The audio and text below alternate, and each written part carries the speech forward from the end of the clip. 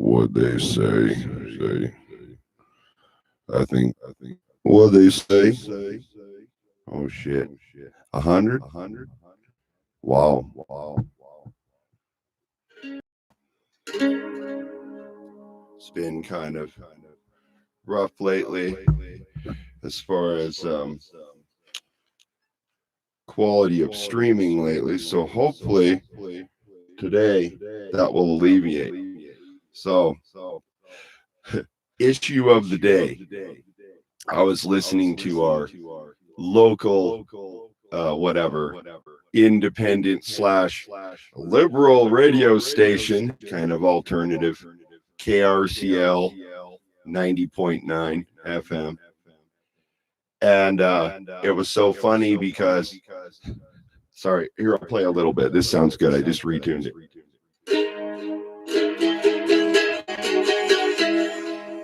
Here we go, point it down.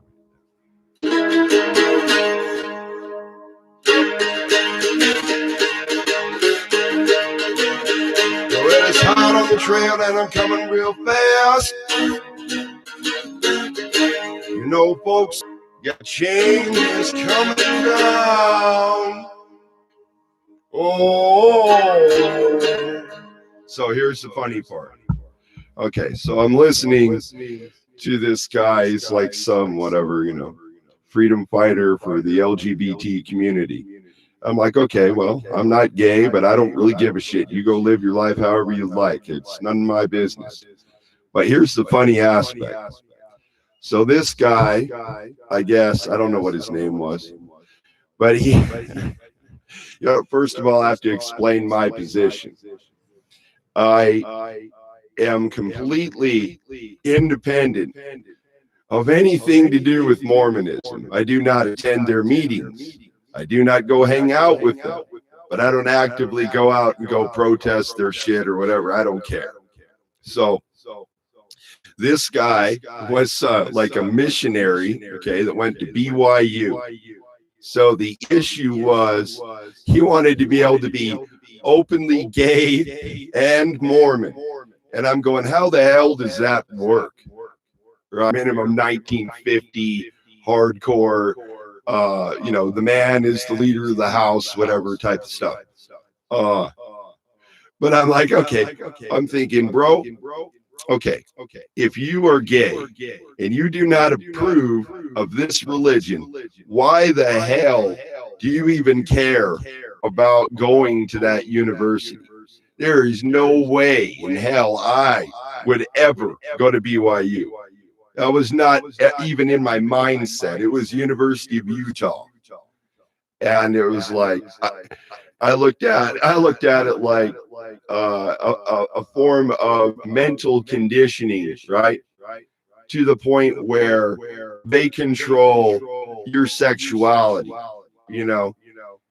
Why go to school somewhere with that level of discrimination, right? Like I'm going to be an open druid witch, the main church office building protesting today.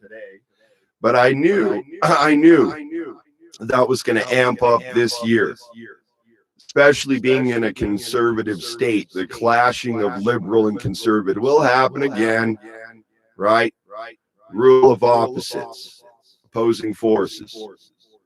So I'm like, okay, the conversion therapy thing was outlawed, meaning they were doing mental reconditioning for, like, for instance, gay missionaries trying to turn them straight. And I'm like, what the fuck is going on with this?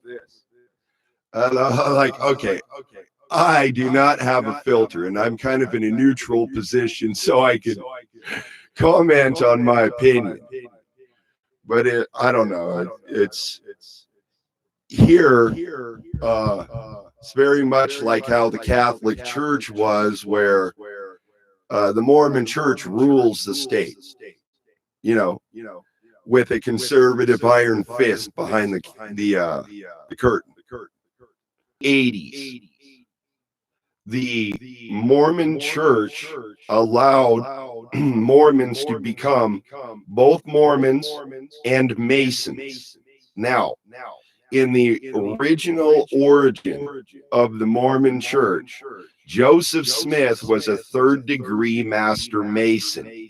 Now, look at the rituals and construction and symbology on the buildings, right? You're going to see the one eye, right? You're going to see upside down and right side up stars, sun symbols. Everything you see on there is Masonic, period. And so to sit here and act like that Mormonism is not Masonry, it is bullshit, because it is. And what do? Here I am, raised with a single mom, both parents out of state. I am not Mormon royalty. Yes, they have that here. That's how I look at it. So their bloodlines they're like, I have a bloodline that goes back to Joseph. And I'm just like, yeah, okay, you know. And here, I'm going to adjust my mic, but. So I'm like, okay, I need to say something, because here I am in the middle of this state, and you know, I don't have anything to do with them. I don't hang out with, say, pagan groups, because, you know, it's similar shit with Mormonism where it's all corrupted. So it's, you know, I'm important, I am this, and I'm like, okay, because you said you are that, you are that. No, here's how it really works, in my opinion. Intention rules all. So already, before you even open your mouth, you are radiating an energy and intention and frequency, right? And that is why when you walk up to somebody, you're like, I don't know, the vibe's weird. Yeah, because their intention is radiating outward. So no matter what they say, their actual intention is what is radiating. So the confusion is the deception of putting on a mask of something you are not. Okay. Like Gerald Gardner, in my opinion, he pretended to be something other than what he was. And the reality is he was most likely a Freemason. And so it's, you know, infiltration, but at the same time, they say, well, you must just believe in a higher power, whatever it is, you know.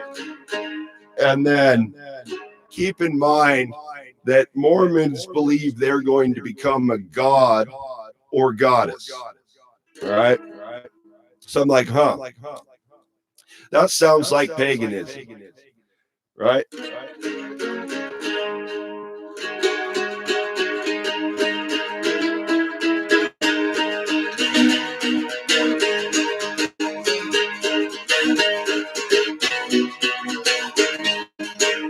So I'm like, okay, I already knew this year the shit's coming down the pipeline, right? It's a critical mass, everything's building. And so it will be a giant flailing of, you know, the left, whatever that means. I've never really given a shit about left or right, because I look at it like philosophy. Now, if I say RIGHT, that's one thing.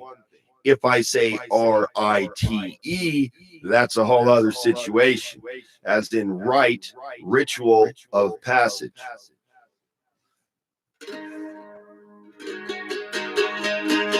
But my dad had become so advanced in his philosophy, and he was a little, you know, he's alternative. He's from California. He's not from Utah. So I appreciated that about my dad. And he was very hardcore and very conservative. So he was a constitutionalist, right? A scholar. But because of disruption, sometimes certain knowledge doesn't get passed down.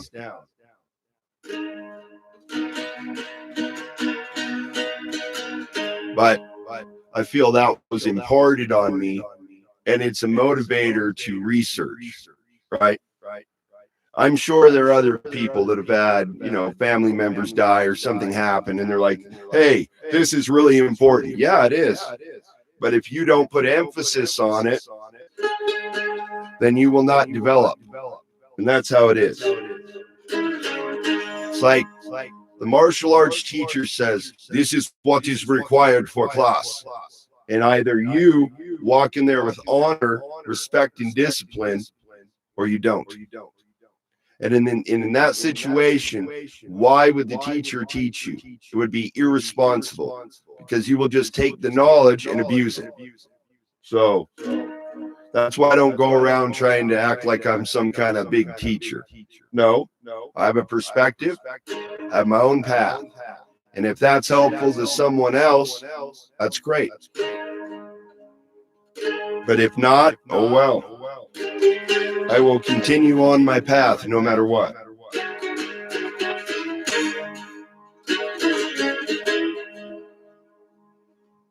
And hopefully we get nice, good reception today. And it's clear. Thus far, I haven't seen any interruptions. Knock on wood, right? There we go, knock on wood.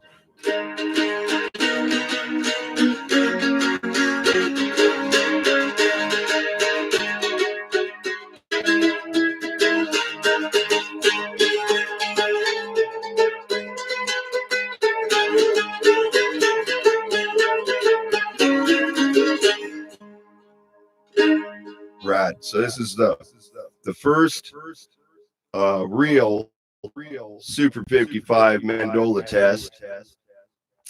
So far, so good. I like the delay chorus.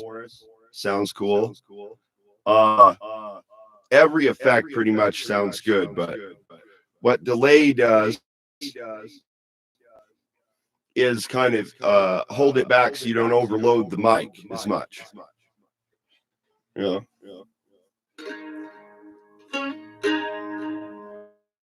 Anyway, I think this year we're going to see, I don't know, big demonstrations against the Mormon Church.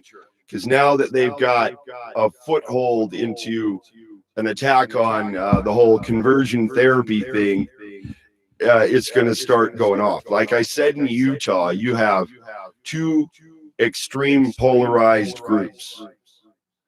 And I live in a state of extremes.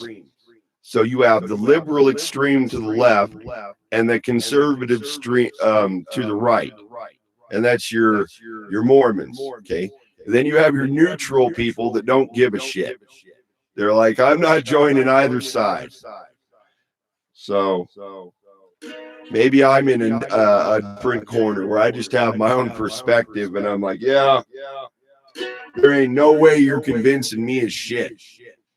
And I don't need to go down there and whine and bitch. They didn't expect me. I turned gay as a missionary. It's like, okay, well, just be gay then. That's your shit. Why give a damn about their organization that has already oppressed you? Why do you want to fight to be a part of something that is oppressive? I wouldn't. But that's not my choice.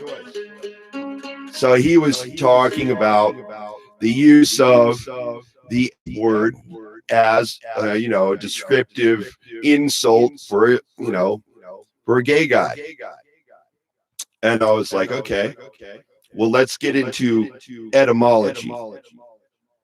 So he's going off on, I'm listening to the radio at this point, and I'm thinking, okay, well, let's get down to brass tacks instead of putting an assigned meaning to a word. But it's not the original context, nor the definition or etymology of that word. Okay, with that disclaimer, I'm going to use the word that he said. A faggot, okay, is a bundle of wood that you throw in the fire. Definition. And so the reference is that if you were discriminating for sake of conversation, you were saying that because that person does not use their sexuality to create babies, that they are therefore useless and a faggot to the tribe, meaning just throw it in the fire, right? Now, I am not stating that that is good or bad. I'm coming from neutral position of discussion, because I don't consider myself a member of the LGBT community nor of the Mormon community. Neither one. I'm off in my own, my own realm of solitary, independent individual. And that is why I become a political atheist. I do not give a shit. Unless it is to support the roots of my people, then I care. Otherwise, it's just a, puppet show, dog and pony show. Don't mean shit. But I'm just watching this year because I watched all that, like during the start of the first presidency, you had all those goddamn fucking riots going on, right? Well, there's just going to be more of that shit. The Me Too thing's going to amp up. There's probably going to be some big LGBT rise up in Utah. That's what's happening. The liberals in Utah are rising up against the LDS church. I guess, in a way that's good to put them in check, but I just say, why continue being a part of that organization? Why not go start your own whatever spiritual community? But it just doesn't make sense to me that you stay a part of a religion that says that your sexuality is evil. Okay, so I just don't get it. It is illogical. It's like, I want to be a part of this group that hates me. I'm like, why?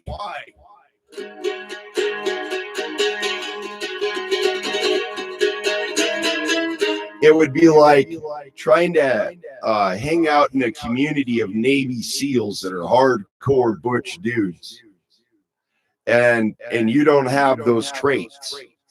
You can't relate to those men. It's not possible.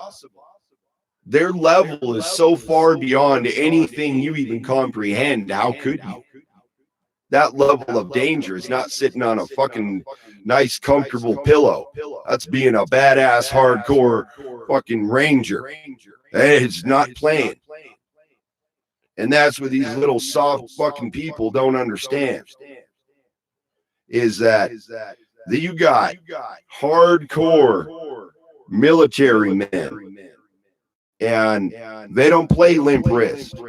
Whether they are, I don't care, gay, straight, or otherwise, they are military. They have mentality, and that includes the lesbian women that are hardcore, and they are locked and loaded. And they are, in general, being a slender, tall, straight male, right? I have a body type they like, but I do not want to be oogled by gay guys. So I have the other viewpoint where I'm neutral to both the Mormons and the LGBT. Now, you could be a gentleman or a lady, and you could be gay, bisexual, or otherwise. I am straight. That is my choice, my nature. But I don't go around hating people or railing on them for their choices in life, because I don't give a shit. It's not my goddamn focus. I do not give a fuck. Here. So it's like constantly you just have to stay in your strong zone, right? And anytime you get outside of your bubble and you forget what the intention was, you can be misled and pinballed off into whatever direction you go. And the one positive would be being able to study bloodlines on the conservative side of it, right? The negative is they rule the politics, but who doesn't? Masonry rules politics in the United States and worldwide, period, into statements. Pretty much. That is my opinion. So, but does that mean I want to be a Mason? No. Does that mean I want to go out and fucking start shit with a big goddamn organization when I'm one fucking person? No. So that's why a neutral position saying, well, I recognize that's what you're into, but that's not my shit. So as long as you leave me alone, I can kind of coexist. Not as in, the trendy bullshit. I'm just saying I can exist in my own realm with my own philosophy and focus and not be interfered with. And that has been a big deal for me my whole life, living in this state, because I was raised in Utah, whatever. But I have the instincts of somebody who is not from here, because both of my parents were not from here. And so you have the whole royalty horse shit with these Mormon kids that kind of have an entitlement to think they're special, right? Because they have multiple generations back into their organization, in which I and my family do not. So you go to school and all these little preppy bastards hang out together, and daddy, it becomes like a bully situation. Like I said, with my sister having to endure these bratty chicks that did not want to do their homework, and my sister's high IQ and getting good grades, and she got so burned out on these bitches fucking coming after her and railing on her every goddamn fucking day. Do my homework. And like, what are those women going to be doing later in life? Because they didn't take the time to study. They're goddamn fucking airheads. They've got no grounding in anything of worth. Why the fuck would I be even interested remotely in any chicks that act like that? Hell no. Be like dating fucking Paris Hilton. No thanks. Just saying. Narcissistic to the goddamn core. And the men are no different. So it's like an entitled, I am powerful. Well, I don't feel any supernatural power coming off them whatsoever. Nothing. And so what's that mean, in my opinion, of the power of the priesthood? It don't mean shit to me. Intention of an individual is the key and central note. Are they acting from a place of wisdom or ignorance? The extreme environment that I'm in. That's why I stick to my own.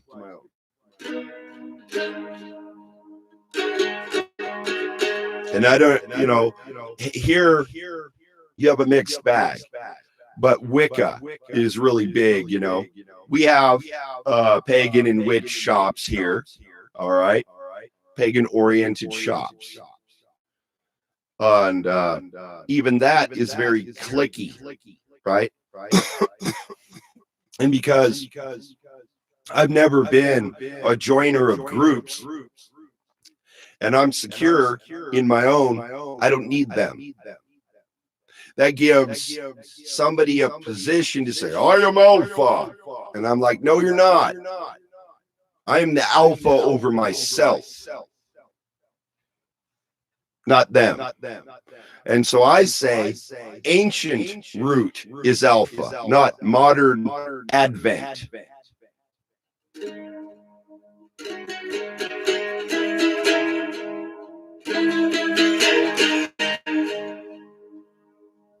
Wisdom for the way. Sitting in a quagmire.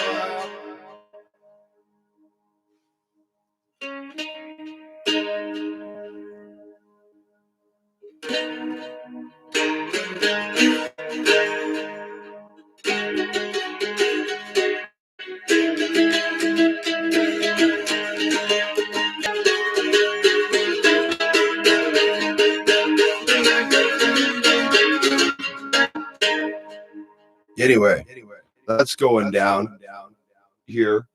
So I'm just thinking, man, this summer is going to be wild. We're going to be seeing shit is going to start popping off. You're going to get the Me Too people again. You know, they're going to run the whole gambit of all the shit over and over again. You know, let's roll Bernie out. Goddamn, Rich hire Bernie. Bernie, go to goddamn Florida and chill, Holmes. You're too goddamn fucking old to be president. It's just branding, right? And then that herds people to him again, listening to him for, you know, whatever agenda they have. And then you got, who is it?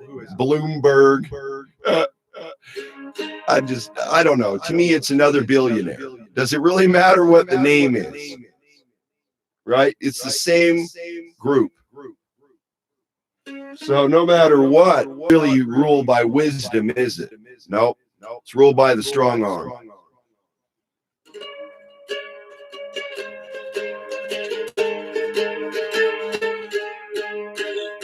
And at the top end, Mormonism is very directly linked to the military, even the way it's designed.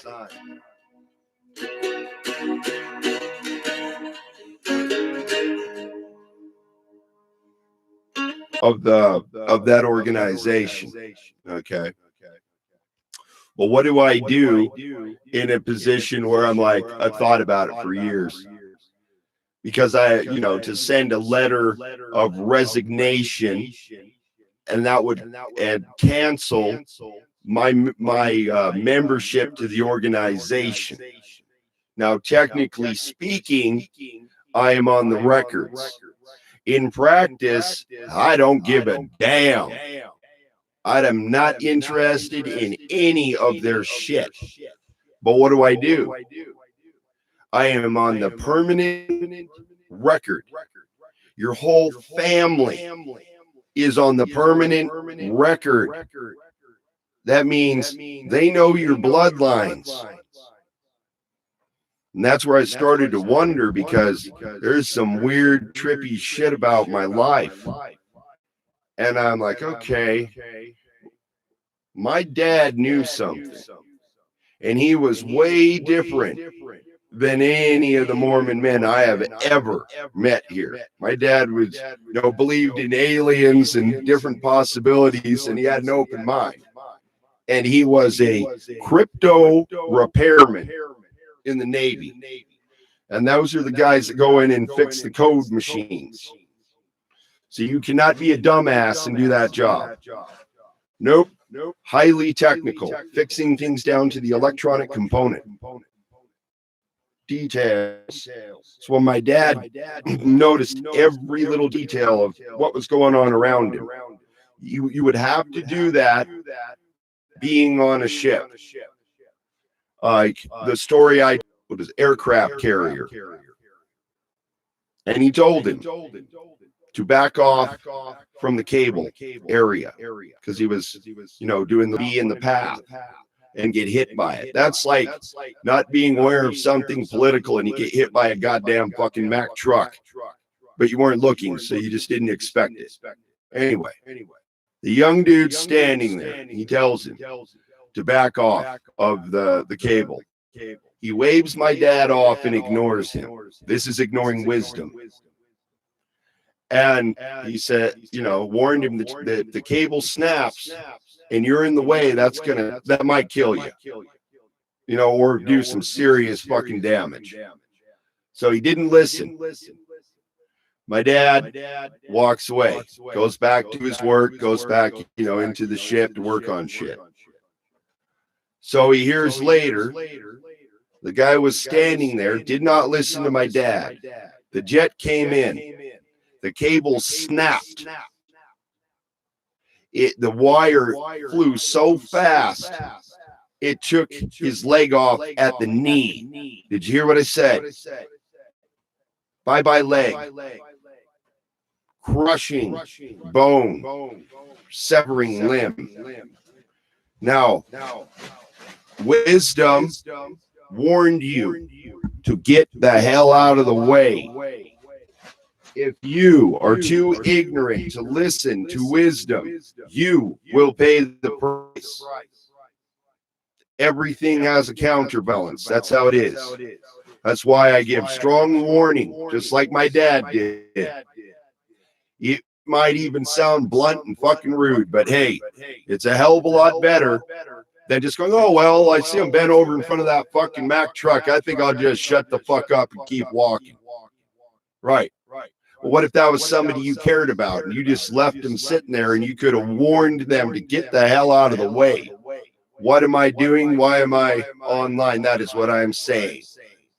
Do not be a political dum-dum running into chaos or creating friendly fire situations where your group is attacking each other. Foolish. I wouldn't even want that person in my forum. Why are they there? Immediately I see any sign of trolling behavior, you are gone. That is why I don't have an open chat anymore, because of, harassment, discrimination, and trolling. I just said, I'm just going to remove all stats, take all this shit off. I don't care. So whoever comes and appreciates, that's great. Those are the people I'm doing this for, but not doing it for the trolls. And I'm not going out sparking conflict unnecessarily either.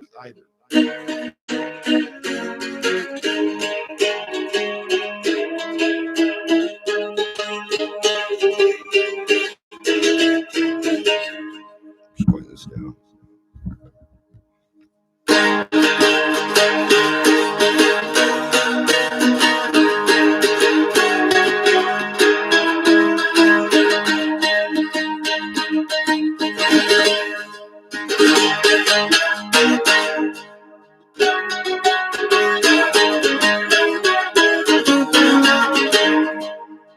So anyway, what's the aim? What's the focus? Preserve folk culture. Revive the ancient knowledge and wisdom of my people. That is my goal. Gaining more knowledge of self.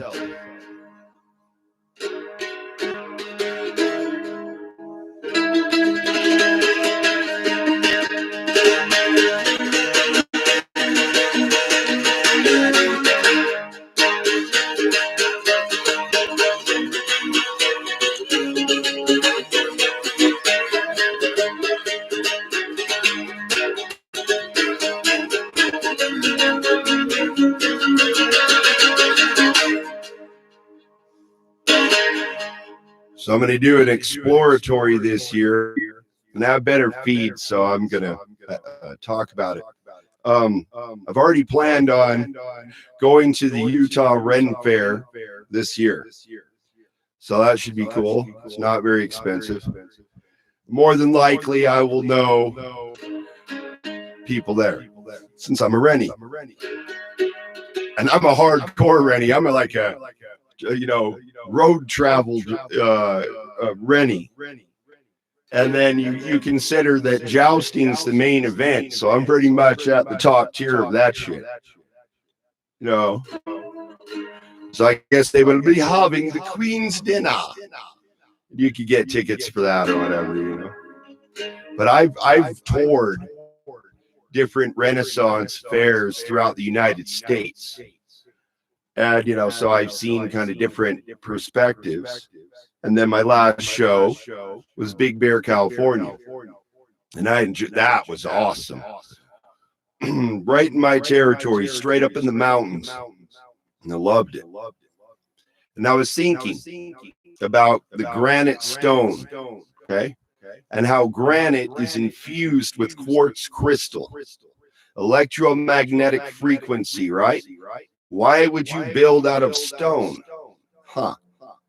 Electromagnetism connecting to the earth, radiating an aura, right? Like Wi-Fi in a way. So, but this, I will say this is a thought I had. If they are, say, using the ancient stone, but they don't honor the ancient path, they will never access the ancient power. Does that make sense? It does to me. If you don't hold the right intention, then that power will never come to you. You must hold honor, right? So I'm going, okay, the base of that Mormon temple is made out of solid goddamn granite. And I'm like, huh. So you get a focal point of a huge group, and then you got rock with crystal in it, and you have people wielding the whole energy of 13 million people, or however many members of the Mormon church there are. But on an occult level, that's what these, in my opinion, priesthood holders are doing. It has nothing to do with some mysterious God. It has to do with man acting as a god over other men, in my opinion, of course. So it is a lording over someone else. Now I would ask this question: what does that have to do with the ancient path? Huh. You see, I feel they took the ancient knowledge and then they twisted it and overlaid it with their religious viewpoint to take control of the masses, right? The collective consciousness, whatever it is. So your average little foot soldier missionary has no clue of that reality, but your top tier people do, and that's what they're doing, and they are playing with energy.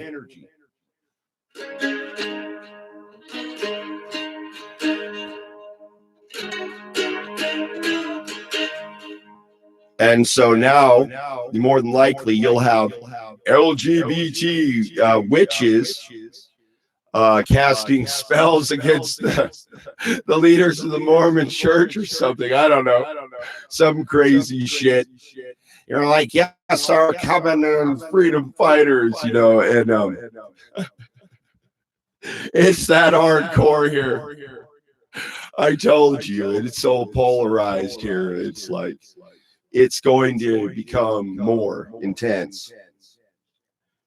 It always does that during a presidential cycle. And our state's a target because it's conservative and they voted for Trump here. So they're going to target conservative states, right?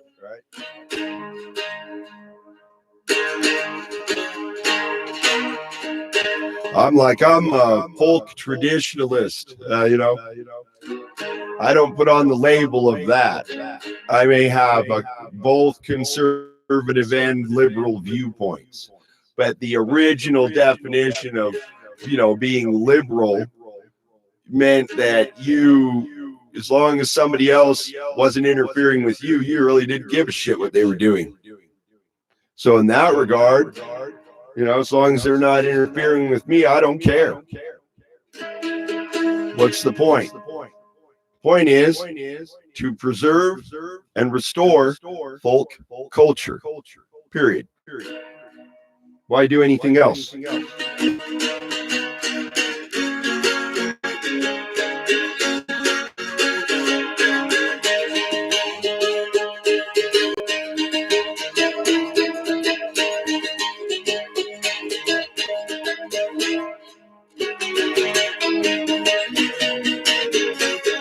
But you got to be cool under pressure this year. That's why I said be careful. My advice, you choose, about being involved in political groups and movements. That's how you get manipulated. It looks great on the surface, but you're going to have somebody ruling the roost, right? Okay. Got that sounded pretty good. Now I got the seagull. Good. liking this guitar. The folk mahogany artist Seagull.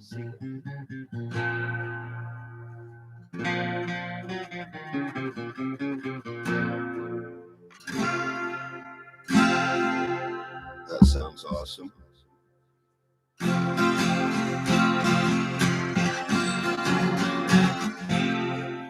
Oh, in a world of extremes, will you hold the flame? I will. Ancient on the way, grandmother, grandfather, rising hero, rising hero, shining on folks' soul,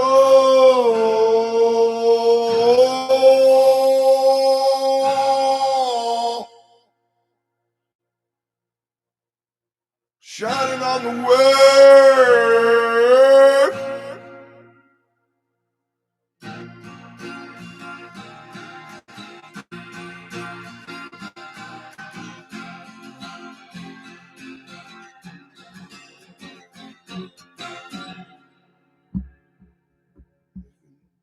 Take me downstairs.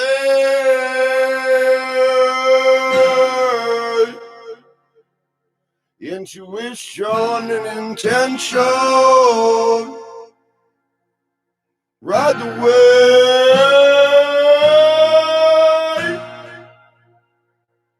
Ride the wave. In a world of extremes.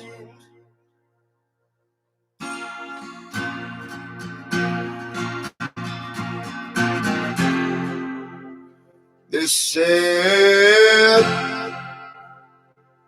they're putting a bundle of wood and fire wrapped round. Hey, wise women rising from the flames. Oh, radiate, radiate, resonate, folks soul, feel it deep down, oh, feel it deep, feel it deep, feel it deep down, soul.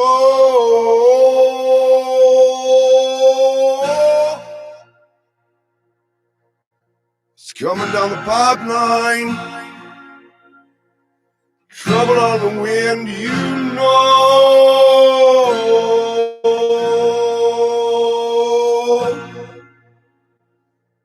Wisdom is the way, yeah. Wisdom is the way, yeah. I'm gonna walk like a samurai. Serious in my koala.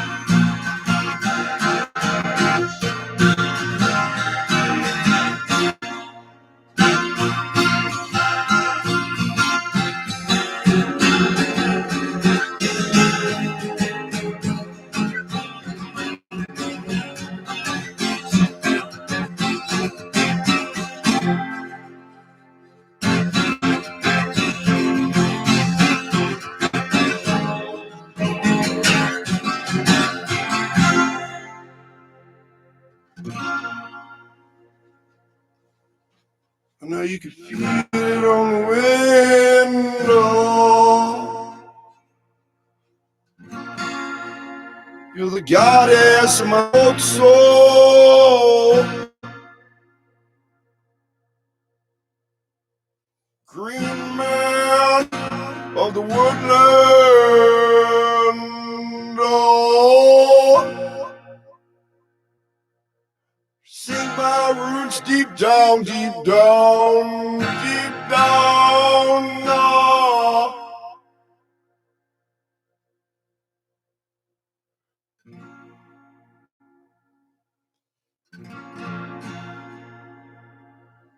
Sure as a stone,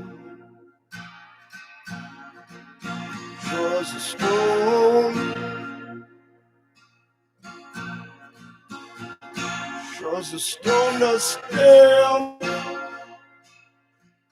inching is away.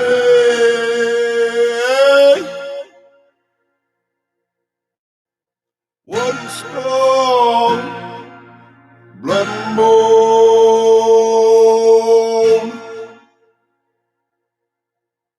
Sure as the sun does rise,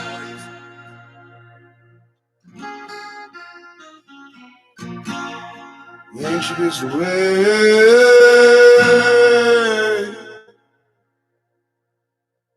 way down to the shoreline, went down, down, down.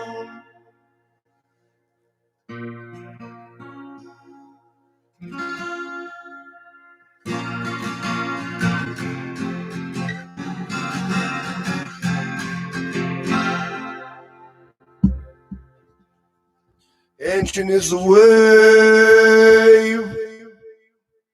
Won't you come my way? Come my way. Wise women, wise men of the way.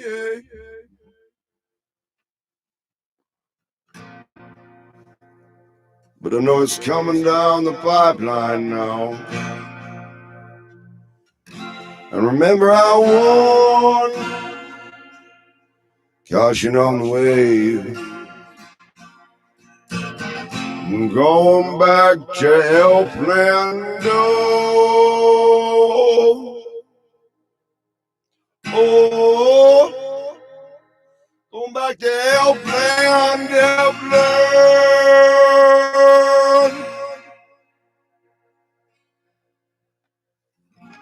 The queen of Elpland, queen of the witches I serve.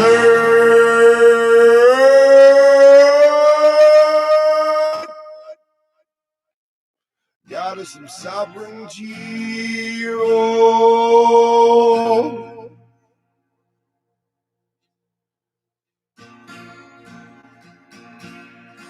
I think it was a cave of cats,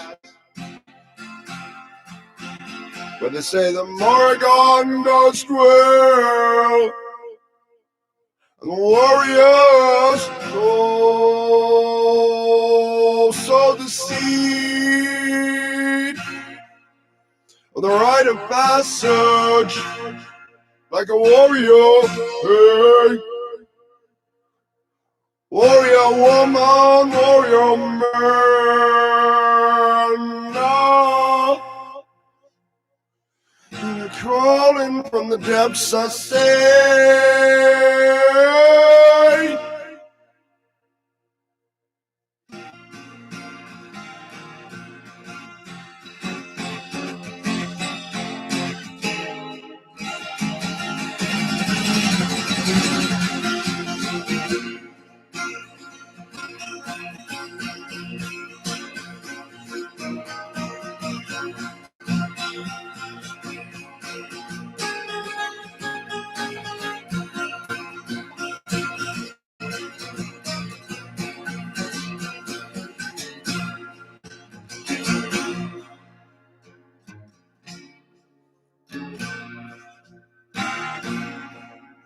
You trouble on the wind.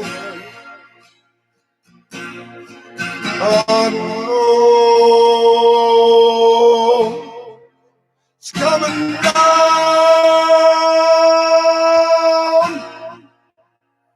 like a slide down the mountainside. Rocks coming down.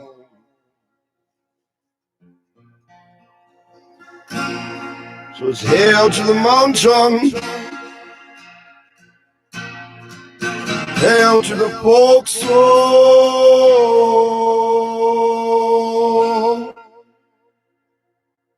Hear the ancient call, hear the ancient call, hear the ancients call.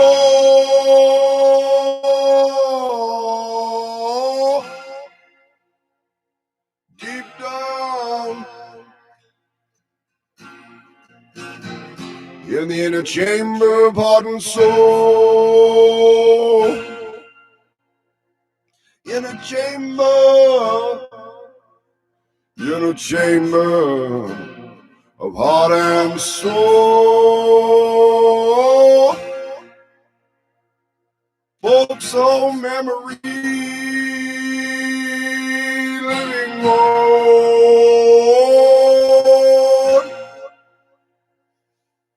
Seed root down, root down, root down.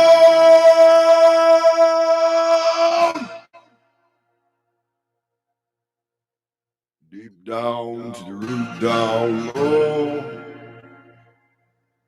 I just saw you on the side of the door. Got us on the way, you know. Many a lie have they told for the sake of power and gold. Yeah.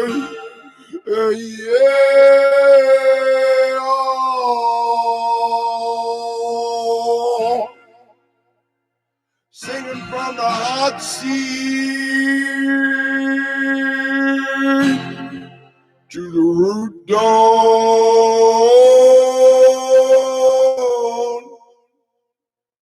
root dawn, way.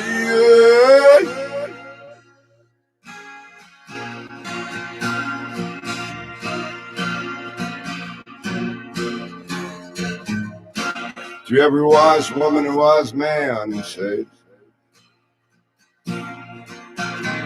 bow to my people from the land, say, hey. If you be a good woman and a good man, I'll send this song to a folk soul in a troubled land.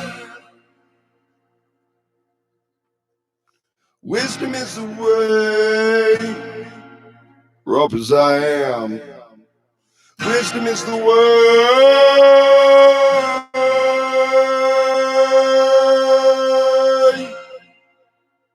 yeah. So rise and wheel, rise and wheel,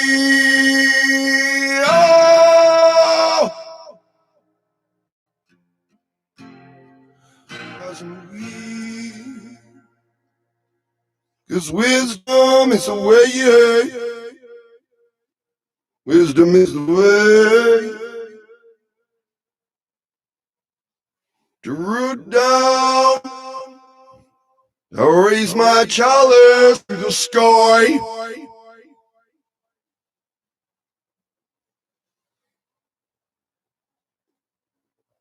God is up my heart and soul. Wisdom is the way. Ancient is the call, they say.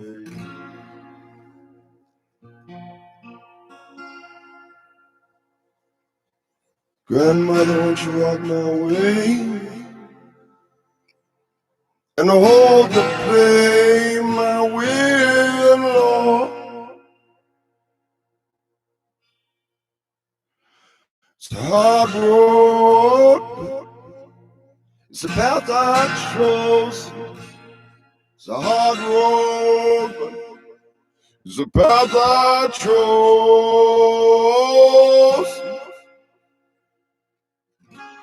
Either walk with wisdom or walk alone.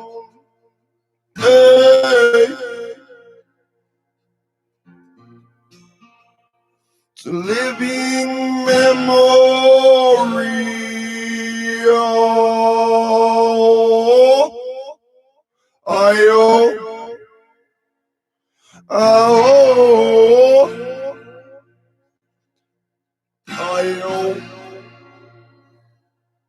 To root down say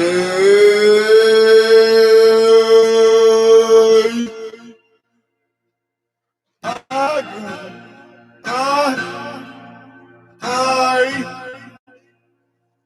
grandfather, I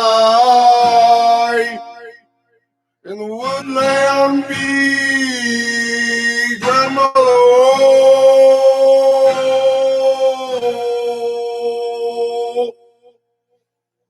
Tree flaming well to circle around.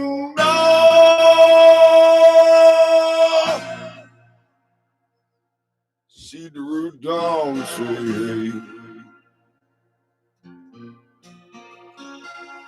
I will not be moved, 'cause I am the mountain.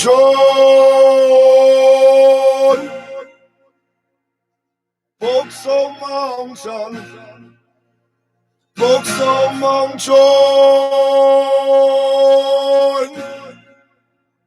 I'm the BobCat in the woodland. Robin, how I am. Spirit of the woodland, you know, that's me. And I claim the right to be. Oh, claim the right to be who I am. And no one another gonna tell me which way to go.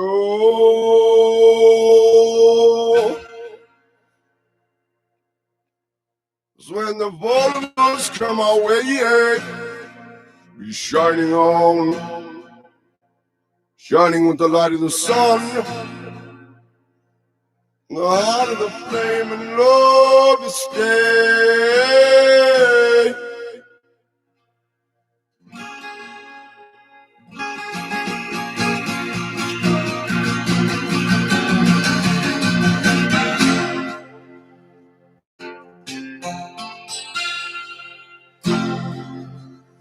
Cause wisdom is the way, shorts the waves roll, lapping up over the shoreline. In the lighthouse, my people, lighthouse, my people, over yonder. Be, oh, lighthouse over yonder. Be,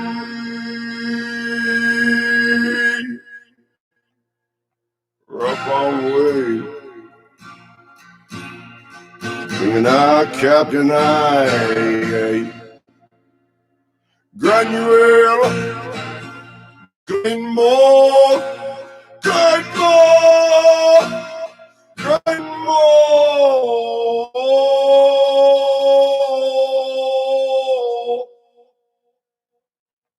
Our Captain I say.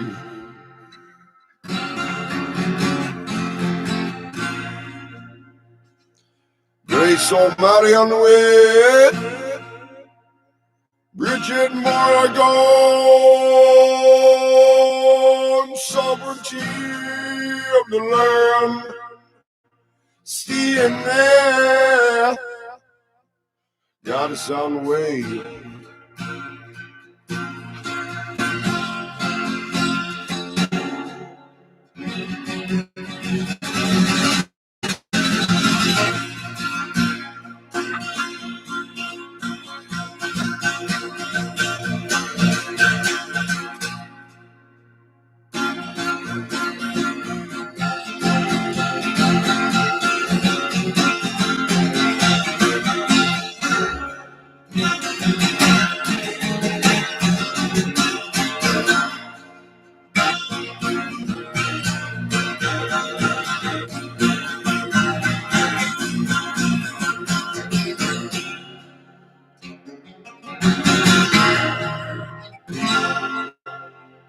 There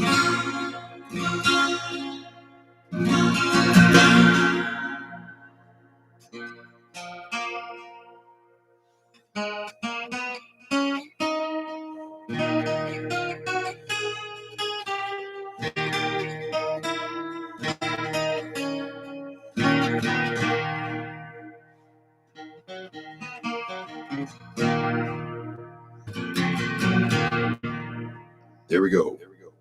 I dedicate that to freedom and liberty of the folk soul. Yeah, baby. All right. Since we have good reception, and I have not had. Hold on, I gotta take this hat off. I'm hot. Woo! There we go. Holy shit. Look at the size of that, dude. I have to expand this shit all the way out just to fucking fit that hat. But I like it. My sister's husband got that for me. And I got that and I was like, oh yeah. They're like, we know Robert's personality. Give him something wild. Here we go. Let's see. Now, since I have good reception, here's this book again. Staying Healthy with the Seasons. Let's see what the copyright on it is. I got this while I was in school. It's on Chinese traditional medicine. Okay. Let's see. Let's see here. I'm just going to read the contents real quick. Introduction, basics, spring cleaning. So that'd be now, right? Like page 31. Summer light, 61. Late summer, seasonal transitions. Autumn harvest, right? So depending on what time of the year it is, you're going to cut back and increase certain foods, all right? Okay, winter, feeling winter. Conclusion, health report card, blah, blah, blah, on down, health and astrology, whatever that is, I don't know. So we're going to go to 31. That is spring cleaning. Let's check it. I've gone through here and highlighted some years back, whatever. Here is an idea of kind of how their system works. See this star right here. That's it. And the different elements. Can't really see. There we go. Now, you see you've got wood, water, metal. Let's see what else.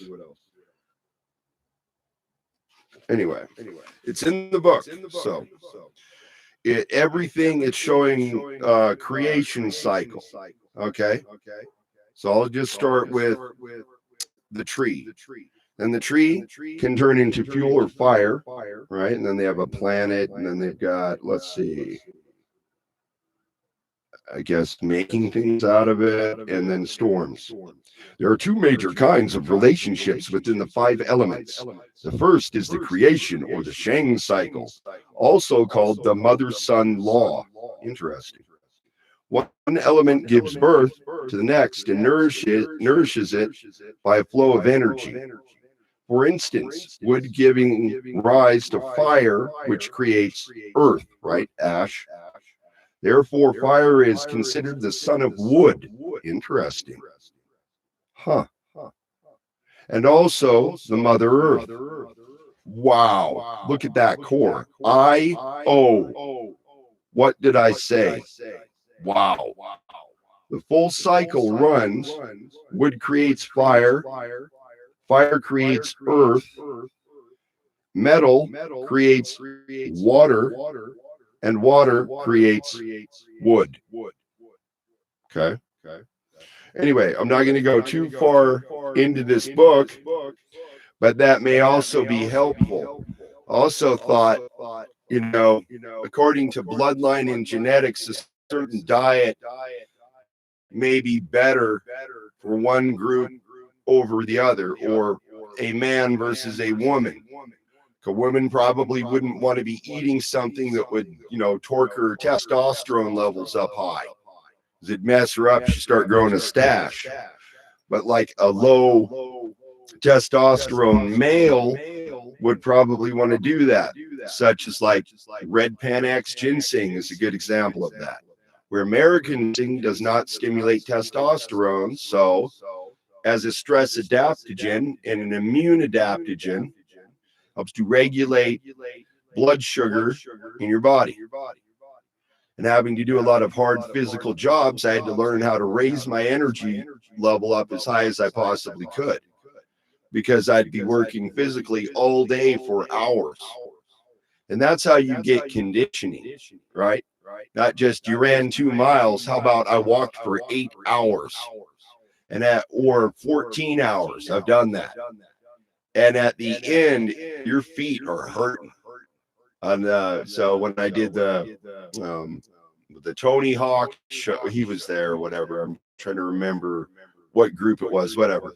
But they had hired Tony Hawk and Imagine Dragons to come in and perform at the show. I was working as a banquet server last year, and we did that. And I was like, wow. So back to the concussion thing. And I started to wonder about this. It wasn't just about how big you were. It was about how tough you were internally.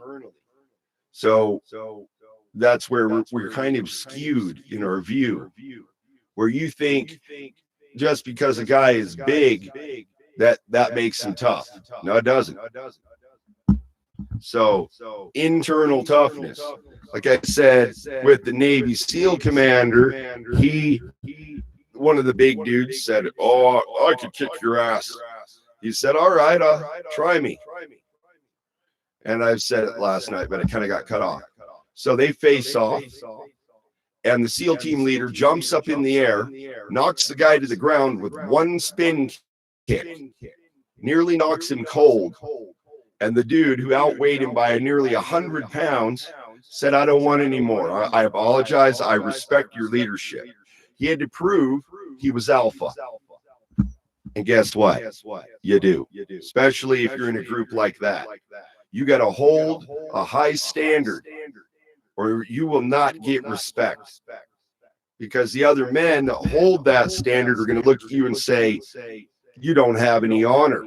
And if you don't have any honor, you need to get out of my group now." Right? And I have the same kind of rules for my channel. Why would I want subscribers that are just here to attack and troll me, right? Versus good-hearted people, which I think, pretty much that's what I think of my subscribers. I don't think I have a bunch of scumbags that are just here to rip on BobCat for no apparent reason without any thought. It's kind of a lemming mentality. You're like, you associate with this person, so we're going to attack you. Well, in some ways, that's kind of true. You got to choose who you're going to stand by. And that is why upholding integrity and virtue is so important. And if you have failed in the past to step up and say, well, this is where I am now, and these are my standards, and they better be solid. And you better let it know. No wishy-washy bullshit. That's weak. Both of our grandparents would not like that mentality. And that is not how they survived. They survived because they stuck to their ways. They were grounded. Right? Big difference. Right. No. Had to wait for the energy to be right. As far as reading the next chapter.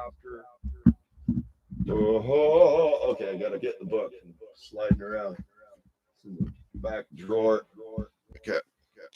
But this has been an adventure for me, and I have looked. Hold on. I'm gonna move this shit. Okay, center. For many years, I would look at different channels, and I'd go there, kind of look around, whatever, and say, like, first thing, are they folkish? Are they talking about anything of relevance that I can even relate to? So this is what I saw. Heavy left-right paradigm discussions. I don't give a damn. Unless you're pointing out something relevant, you are wasting your time. It's goddamn fucking boring. I love folk culture. That's where I want to hang out. I don't want to hang out in a fucking political forum. I don't give a damn. It invites dumb shits. It invites fucking conflict. That's how I feel. And I've noticed that. Now, your standpoint, you can stand up for certain issues, but getting caught in that is foolish. Because I don't fit under that umbrella. I don't fit under left or right. I fit under my view of reality, right? Where I'm not going to just generalize and take on somebody else's generalized view. I will ponder, I will think about it, and if I see it is worth, then I will use it. I do not have a lot of money, right? But I have my views and I have my perspective. And so I've said, what is the key focus? Well, good health, right? Emotional, mental, so on and so forth. So I said, that means healing arts, and I consider music a healing art because it is. But in modern culture, they don't view it that way. It is entertainment. That is not ancient root, and it never was. Was it? Pop music is not ancient root, right? You cannot overlay on the ancient and then call it and then say this is it's modern advent.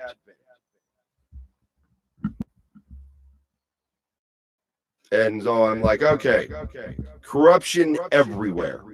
How do I avoid being misled? Well, you need to ground internally and seek yourself.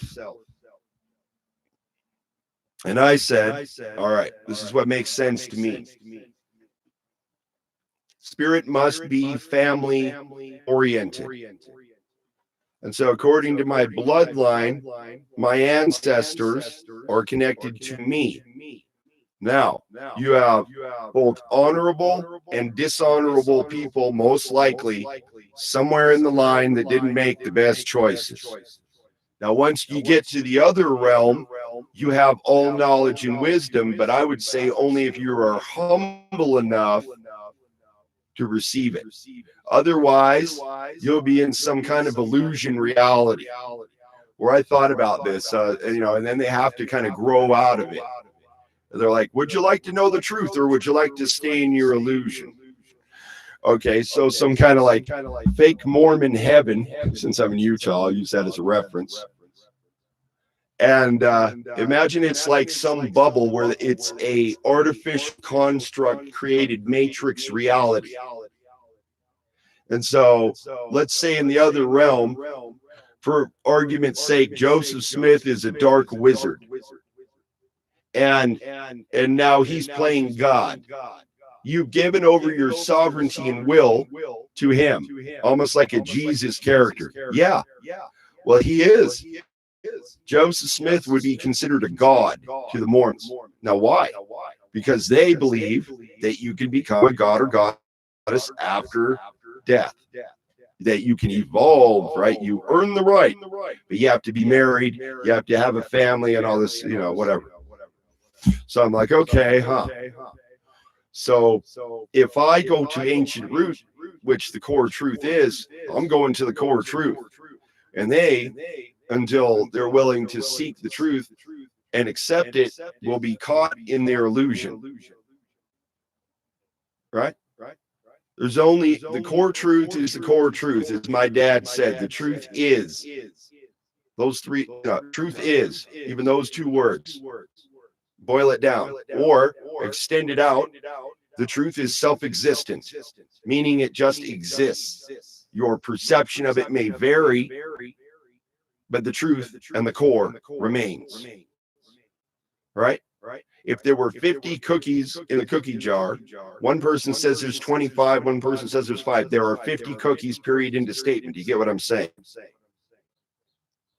But the illusion would be they took 49 of the cookies and left one and told you that was reality. So the superficiality of most people and being lost in illusion, right? And not living any kind of core virtue. What are you living for? Probably your crotch and your stomach, and that's it. As far as growing your soul and your spiritual power, you're not doing that.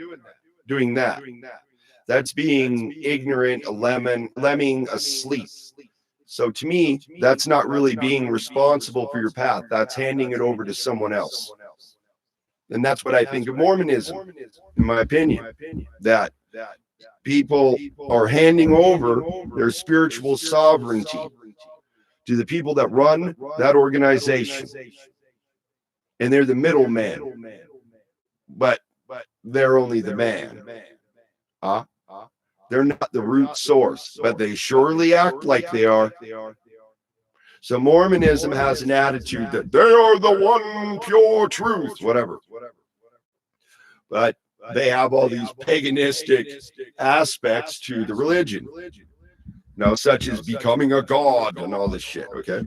Now, do I think it is possible to evolve and grow your soul? Yes. So that's the goal, to have the strongest soul possible, not the biggest fucking pile of gold or something. But for me, that is not just some split-second decision. That's years of honing and focusing and figuring out what the core is. And what I discovered, in order to not be misled, you must know what your base boiled down principles are, your base virtue.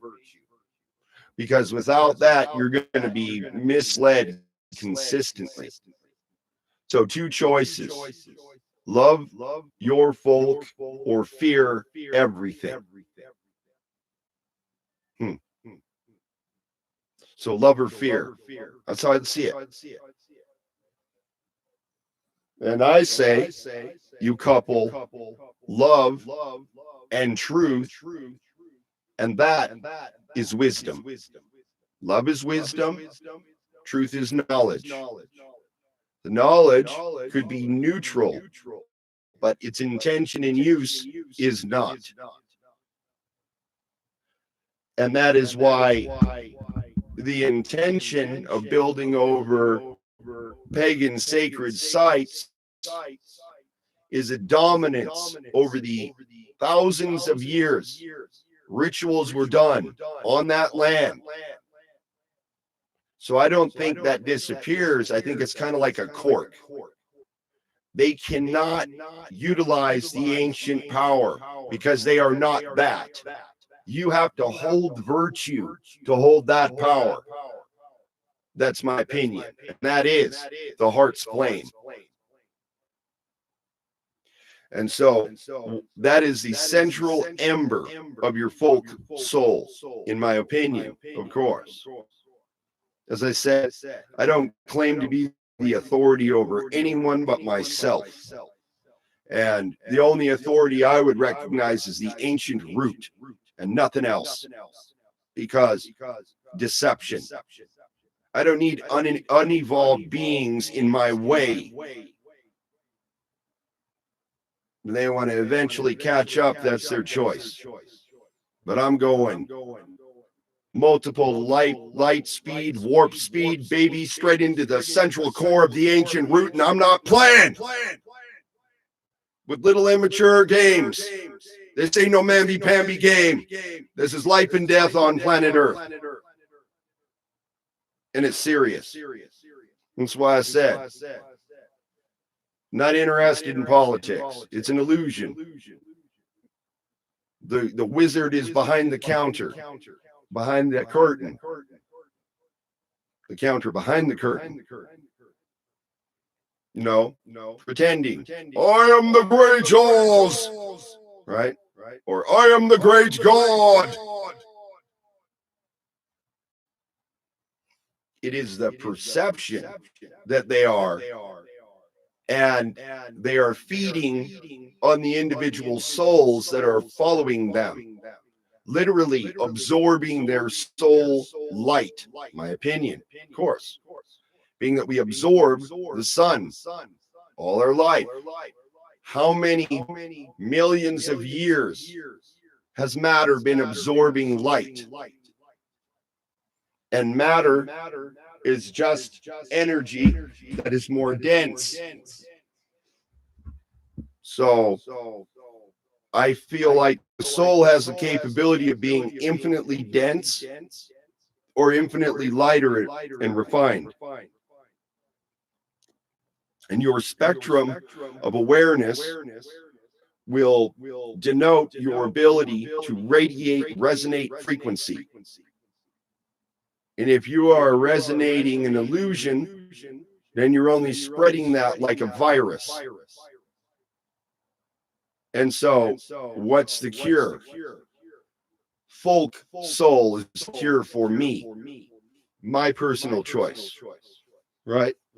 Going back to the traditional old school, but seeking out earth-based ancient view versus a overlay Christianized bullshit illusion and defilement of our sacred stories. Did you hear what I said?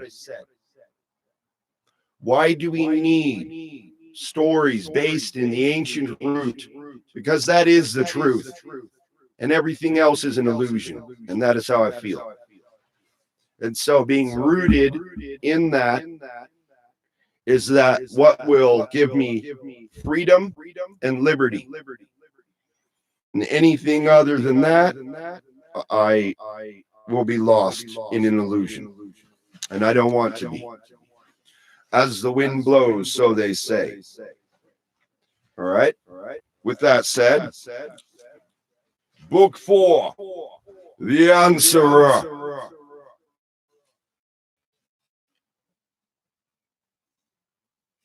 Chapter 28, Manannans' Secret.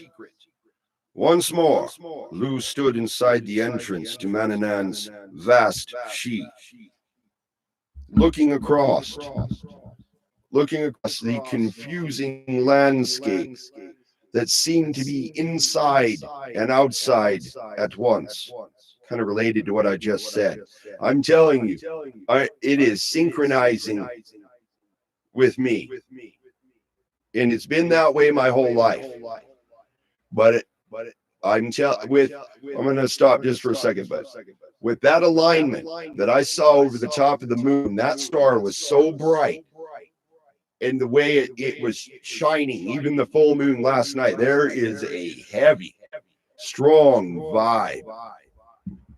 I don't know. There's something big. Some major alignments have been taking place. And it looked like it was almost like folk soul ascending, right? You have the moon, and then you have this was on what? Between the 23rd and the 25th.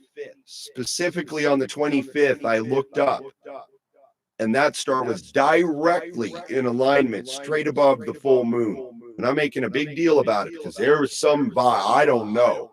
That shit was heavy and unusual. Let's put it this way. In all my 44 years of life, I have never seen that type of an alignment, ever. And I'm like, whoa. It's like the epic 100-foot wave is coming in. And that's what I feel about this year. Right? Agendas are moving. Okay. Focus. It was as if years had passed since his first visit there. The return trip had been swift, and Ain had led them through the mountains of Morn to the eastern seacoast. Directly ahead, on the rim of the horizon, lay the mystical isle. At the shore, a sleek bronze and silver ship had awaited them and taken them off, gliding away smoothly through the sea, sweeping them through a gentle silver mist to the soft greenness of Manannans' home. Again, the folk of the sea god had provided a welcome and accompanied them to the mound. The grim, silent raiders of the Sidhe had escorted them. But there was no man. There was no Manannan. He waits for you in the circle. Boom.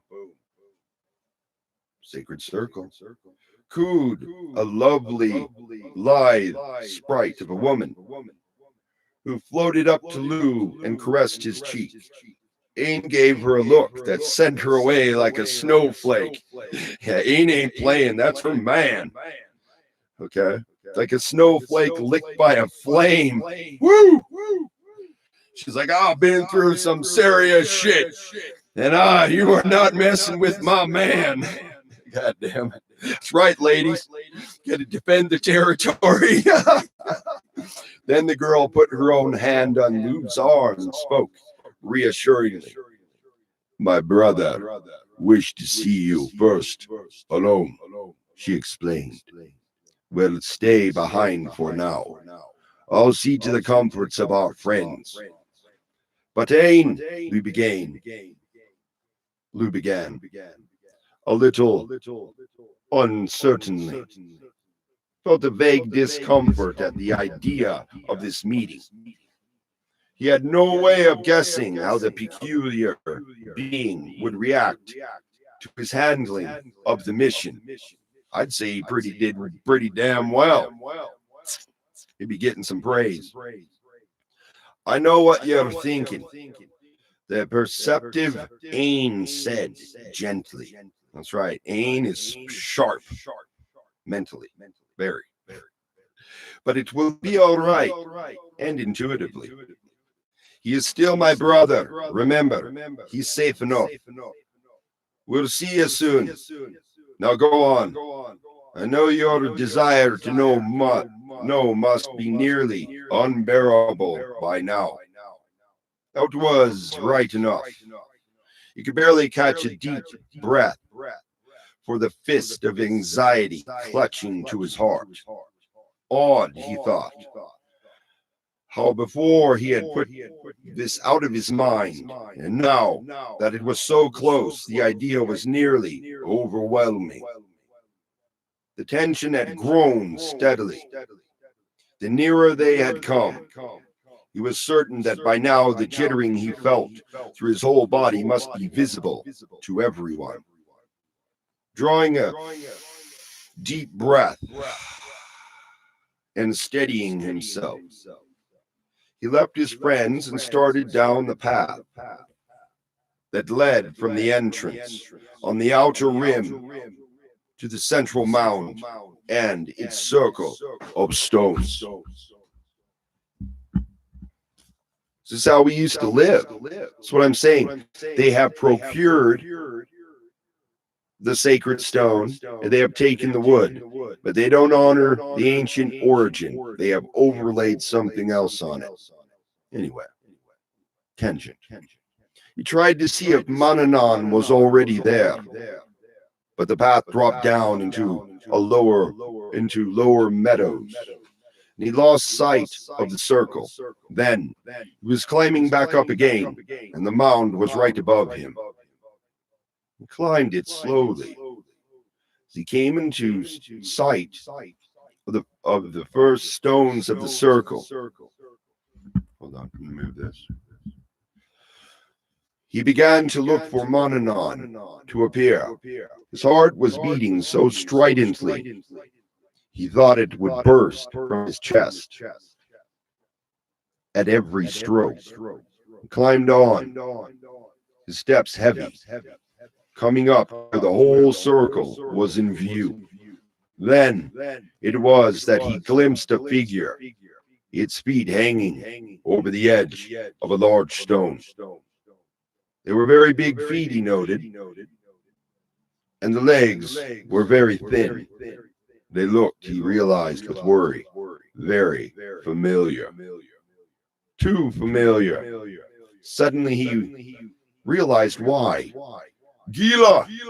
He cried, stopping in amazement. The clown was draped casually across the stone, humming a merry little air and peeling a fat red apple plucked from one of the she's trees with his knife. Seeing Lou, he stopped and grinned in his familiar, foolish way. Welcome to ya, he said. It took you long enough to get here, so it did. Lou was horrified. Gila, what are you doing? Get out of there. He looked around fearfully. Quickly, before Manannan sees you. Please, Gila. Don't make him angry. Calm yourself, lad. Manannan won't be coming, Gila said easily. He sat up, dropping his long legs to the ground, and set the apple and the knife on the stone. Keep in mind those are ritual items. If you cut an apple in half, you have a star pattern.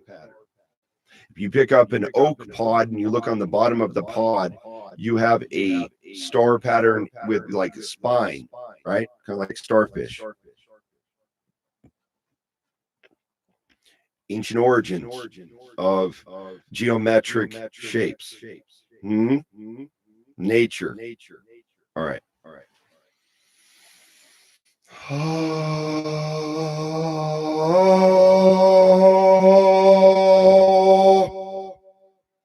Then, with a single swift move, he seized his long beard and yanked it up and away from his face. Seemed to Lou that Gila's face was torn away with the beard. It peeled off like wet gauze, but it revealed another face beneath. Manannan is here, the man said gleefully. You were Gila. You were Gila, gasped Lou, staring in disbelief. All of the time, he said, pulling off the ragged hood and a covering of shaggy hair, leaving exposed his own head of silver. Not bad, eh? Impressed? Lou plopped down on the ground where he was astounded by this discovery. So it looks like Gila the clown was Manannan in disguise. Ha ha ha ha. Because remember, in his mortal form, he could be killed. You were with me all the time, he asked in bewilderment. Then an angry note entered his voice. Wait, you were with me and you kept it secret? Ain kept it secret. Why?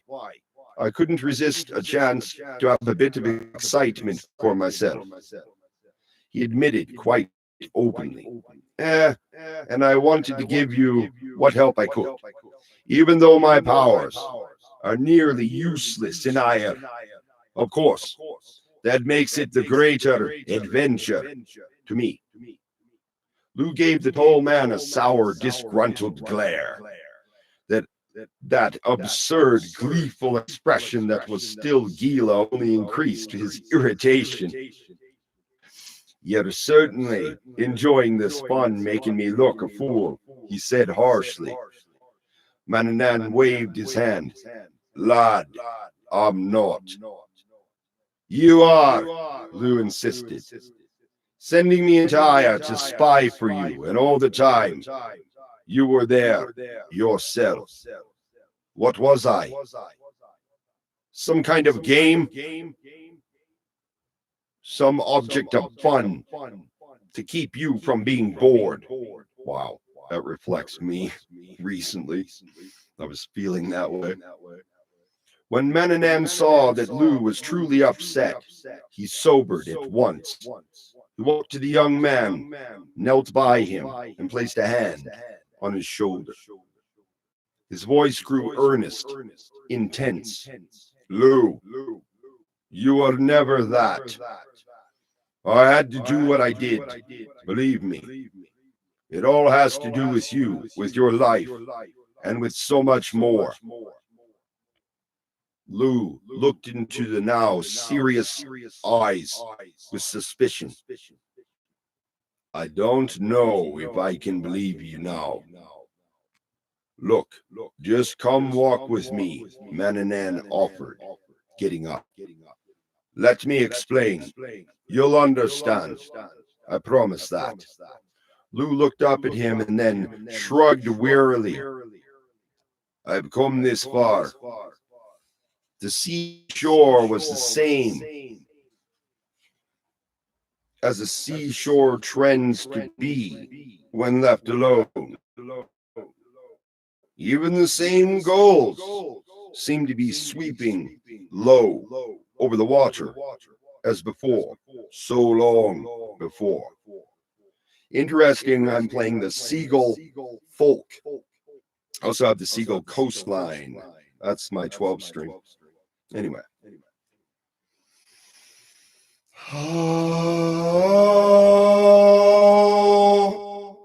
Lou wondered as they strolled what did seem so changed to him. Then he realized with a start that it was himself. Before the land, beyond the horizon's haze, had been strange to him. He had been an alien, unknowing, and alone. Now, his isolated life was gone forever.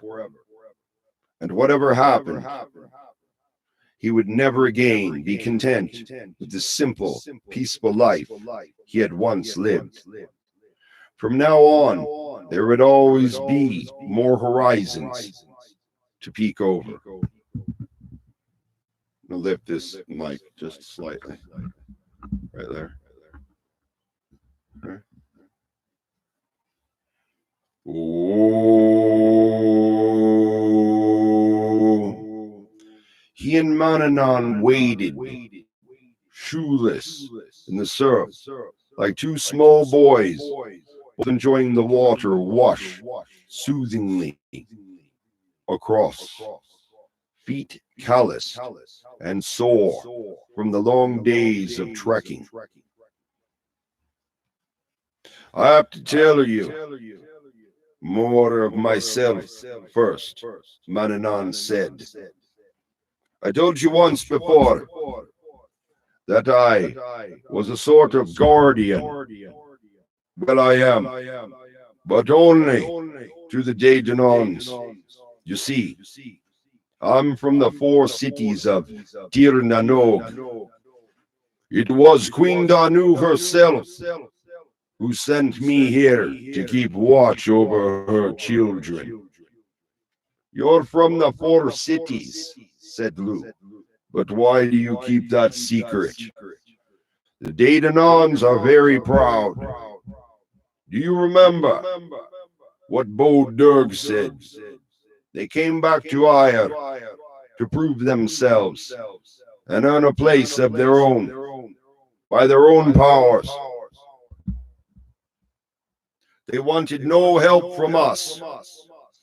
Queen Danu agreed to let them come, of course. But she knew they were going to need a little help. She has this way of foreseeing certain future events. Amazing how she does it, really.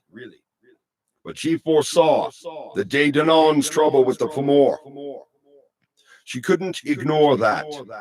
We know the Fomor too well.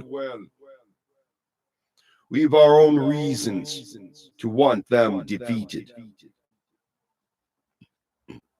Me? Have ya? Lou asked, much intrigued. Oh, yes. It was one of the reasons we helped the Dogda and his companions. When they first landed on Tir Nanog. After that first encounter with the Fomor, our own rivalry goes back to the time The Fomor ruled the world. They hated my people, of course. We were too independent, too interested in foolish things like the seasons and birds singing. It's not foolish. Those are indicators. And they thought we laughed much too much. Our tastes were also quite opposite. Well, you saw that tower. Lou vividly recalled his impression of the stark glass building. You could see how its inhabitants and the people of Manannan might not get along. Anyway, they tried for years to change us, and then to annihilate us. Finally, we retreated to those isles and used our powers over nature to hide them. We knew the civilization of the Fomor had collapsed. We thought they were all gone until the survivors of Nemed chanced upon us. They reached a little finger of rocks that thrust out to the sea and stopped there to rest. Manannan stretched himself out comfortably on the weathered boulders, and Lou sat, listening rapt as he continued. Of course, my people didn't like seeing the Danons come back here to face those pirates alone. Wow. But we understood that they had to do it for themselves, and if they were really going to earn their own place. He smiled cunningly. But that didn't mean we couldn't help them along a bit, without their knowing, of course. So I came here to keep an eye on things. See, I'm thinking our ancestors are out there, and they're going to the ones that will hold the flame of virtue. You don't hold the flame of virtue, you're not talking to them. You're talking to something else that's most likely a parasitical entity, pretending to be ancient root when they are not. My opinion, of course. 3-card money on a spread. I helped out where I could, but I couldn't take the lead or interfere with their choices. That's free will. You have to freely choose virtue without it being forced, or it would never stick, because you would revert to your old pattern. That's what I just said. That was the maddening part. Watching Bress using them, watching them submit so meekly to the Fomor. Some anger crept into his tone at that. Then he shrugged resignedly. But there was nothing I could do except to wait. Wait for what? Asked Lou. Why, for you. Manannan announced. You mean that I'm some part of that? Lou said. His interest now increased considerably by this personal turn in the story.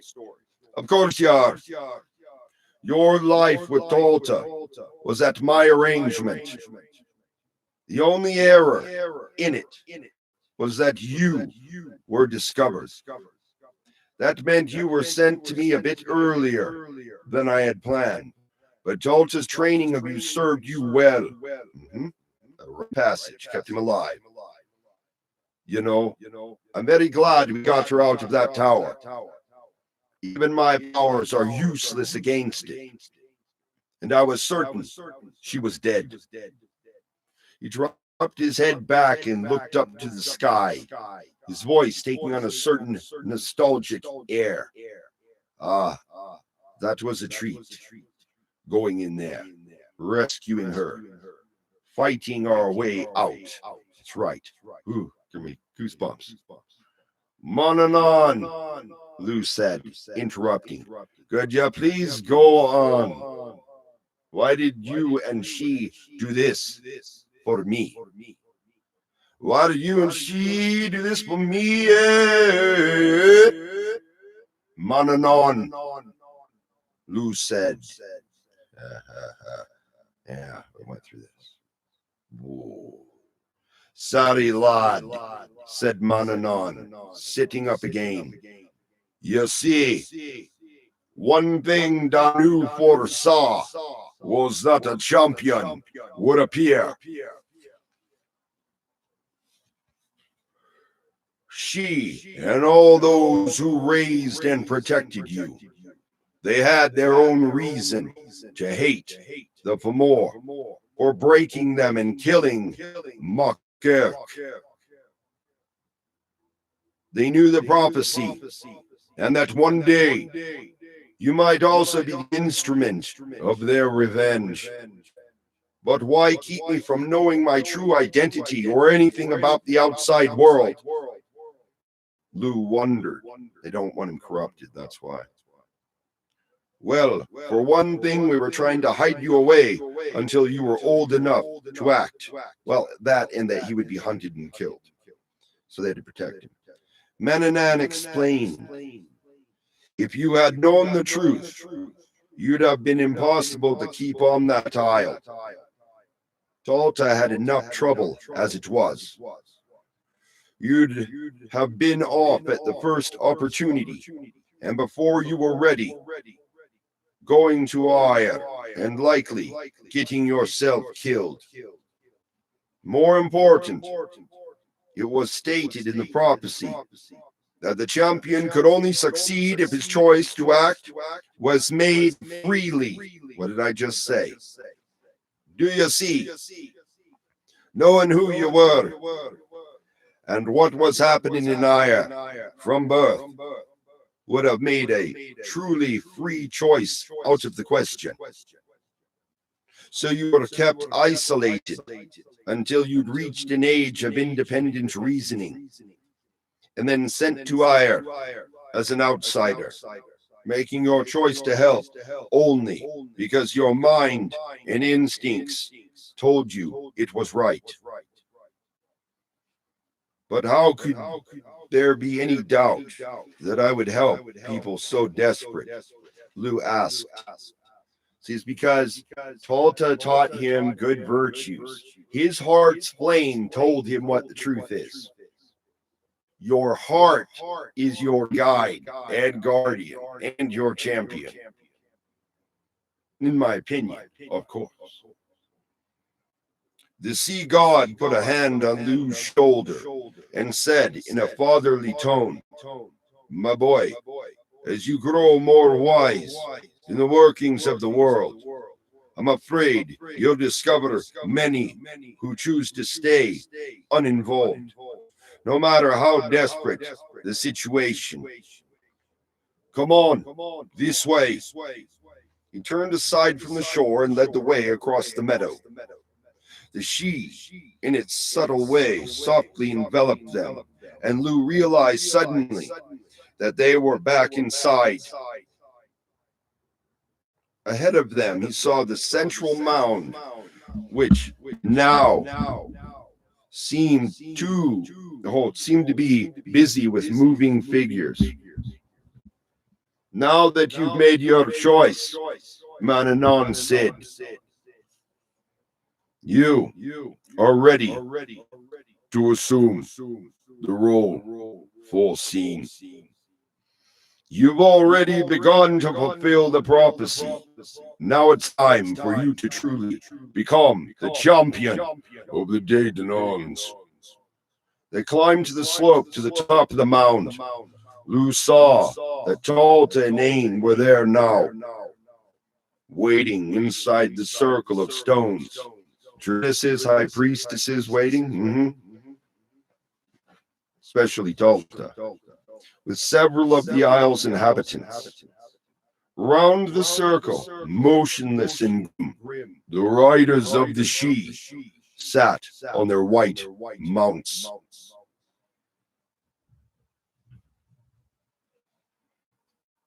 Before entering the ring, Manannan stopped Lou and murmured, "There's a flaming great ceremony involved with this, investing you with the mantle of champion and all. It's a lot of foolishness, but Danu insisted. You're certain you want to go through with it. So there are gates, and that's one of them. You have to freely choose. You either freely choose honor or dishonor, right? Well, I don't see much of a champion, Lou admitted. But if I can help the Daytonons, it doesn't seem as if I've much choice. No, yeah, he always has a choice, right? Now, remember the white mounts, the horses. Why is it that in the Bible they refer to a white horse? Because that has ancient origin. That has nothing to do with Christianity whatsoever. It symbolized purity and connection to the land, right? A horse is an earth-based animal in general. Let's see. I'm going to say this again. There is a flaming great ceremony involved with this, investing you with the mantle of champion and all. It's a lot of foolishness, but Danu insisted. Oh, it's not foolish. She knows. Those rites of passage are critical, extremely important. You're certain you want to go through with it. But I still don't feel much of a champion, Lou admitted. But if I can help the Daytonons, it doesn't seem as if I've much a choice. All right then, lad, Manannans said, grinning. Just follow me. He has to make choices as he goes deeper into the role that he will be living. And he has to freely choose it. Like with me, Mormonism was forced on me, so I rejected it and said, I'll go walk my own path and choose freely for myself. Right? Or just be a follower. See, so Lou has natural leadership characteristics about him already. But that is because of the way he was raised.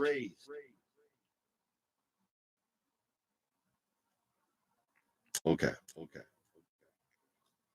Wow. Let's say this again. All right then, lad, Manannans said, grinning. Just follow me. Started forward, but then leaned back to add as an afterthought. Oh, and try not to laugh. This is very serious. They moved past the riders and threw the stones into the ring. See, this is getting big now, heavy. He's about to rise. Manannans strode to the center. Yep. To stand by the small, rounded stone he had called the Leafil. A woman of the Sidhe held a garment of shimmering silver cloth. The sea god slipped out of his worn cloak and allowed her to place this new one about his shoulders. That's ritual garments. As the bright garment fell about his shoulders, a change began. From its folds appeared fine lines of blue-white light that crackled across the surface in all directions, interweaving to cover the cloak with the meshwork of pure energy. That's folk soul light, right? Enchanted by Danu herself, most likely. And Lou looked on with growing awe as this strange garment of light seemed to transform his friend. Wow. Slowly, Manannan pulled his lanky figure fully erect. The light now fully covered him, playing over him, enshrouding him with its shifting interlace of energy. The tall figure seemed to grow even more as the aura about it strengthened, assuming a towering presence now. The head lifted, and Lou saw the new force altering the amiable features. A new firmness sharpened them, gave them a gravity and strength of boldness. The eyes took on a radiance, as if they were the focus of this energy. No longer the carefree adventurer, Manannan now stood before them as a being of grandeur and power. The aura of light about him had grown to fill the circle and encompass them all. That's his folk soul coming out and surrounding them. He called his full power. All right. He stood proudly before the stone of truth. Yep. The other objects in his care forming a triangle about him. The cauldron, the sword called the Answerer, and the deadly spear bubbling in its vat. Before him stood young Lou, feeling very self-conscious and a bit afraid, with Ain and Talta on either side, providing some comforting support. Round them all sat the motionless, gleaming riders of the Sidhe, making a silver wall. "Now we are ready," Manannan announced, his voice assuming a low note of great intensity that seemed to boom in the vast space of the Sidhe. "Now we are ready." The power around him seemed to multiply, creating a column of energy, radiant with light and heat like molten glass. He raised his arms, and his column rose up, stretching toward the dome of the structure high above, as if it were a liquid filling a cup. The chalice.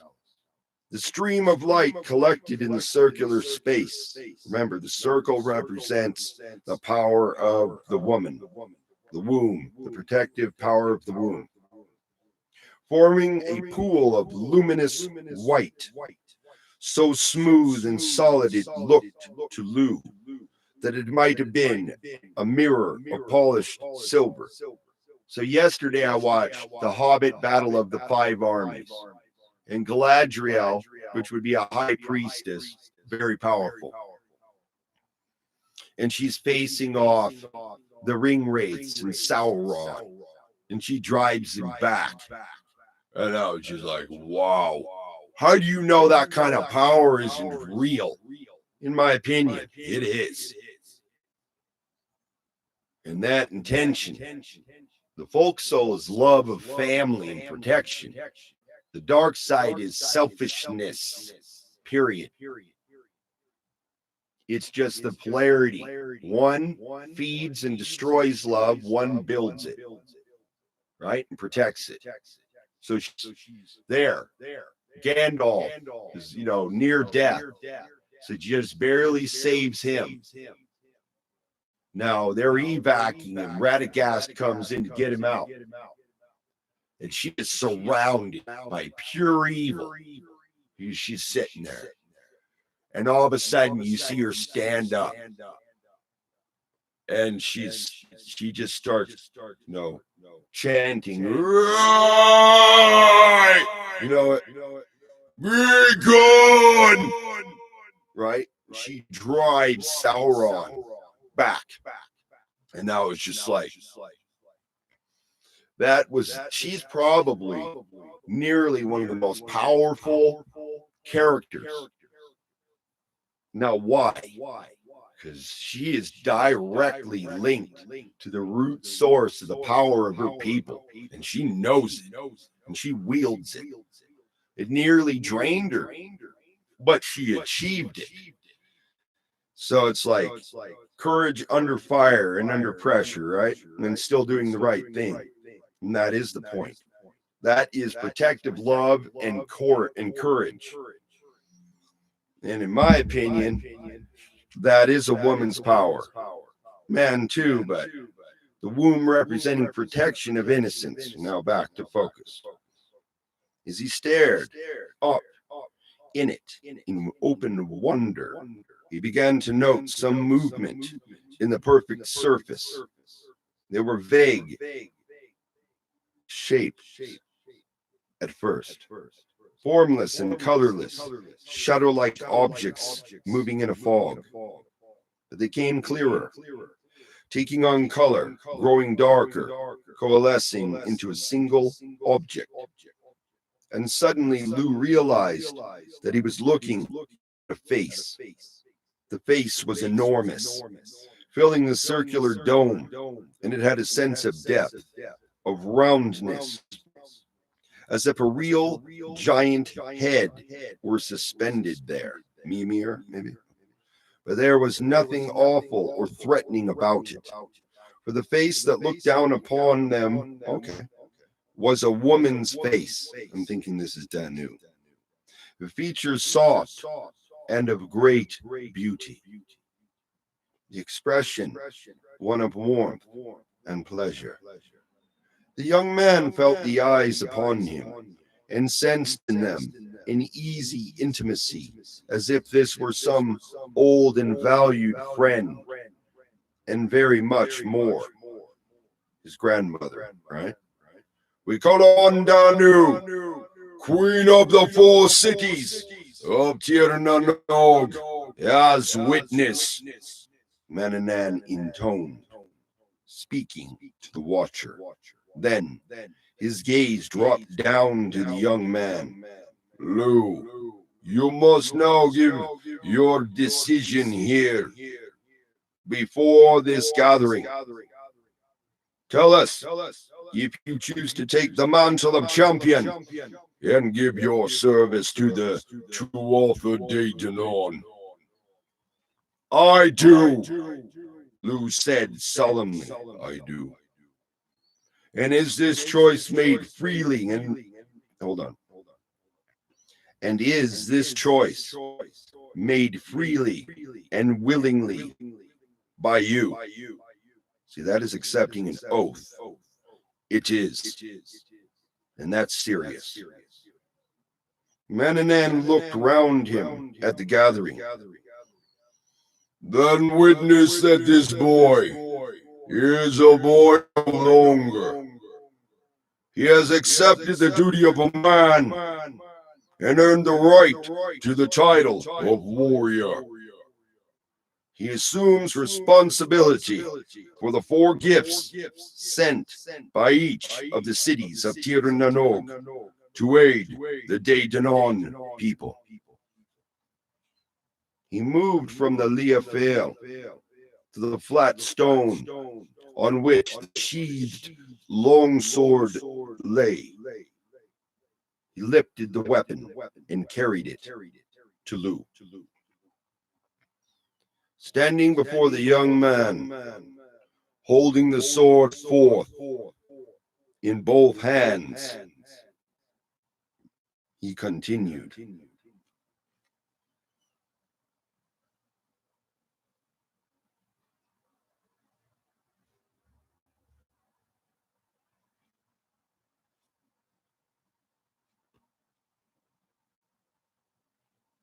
This sword will be your instrument and your symbol of your duty.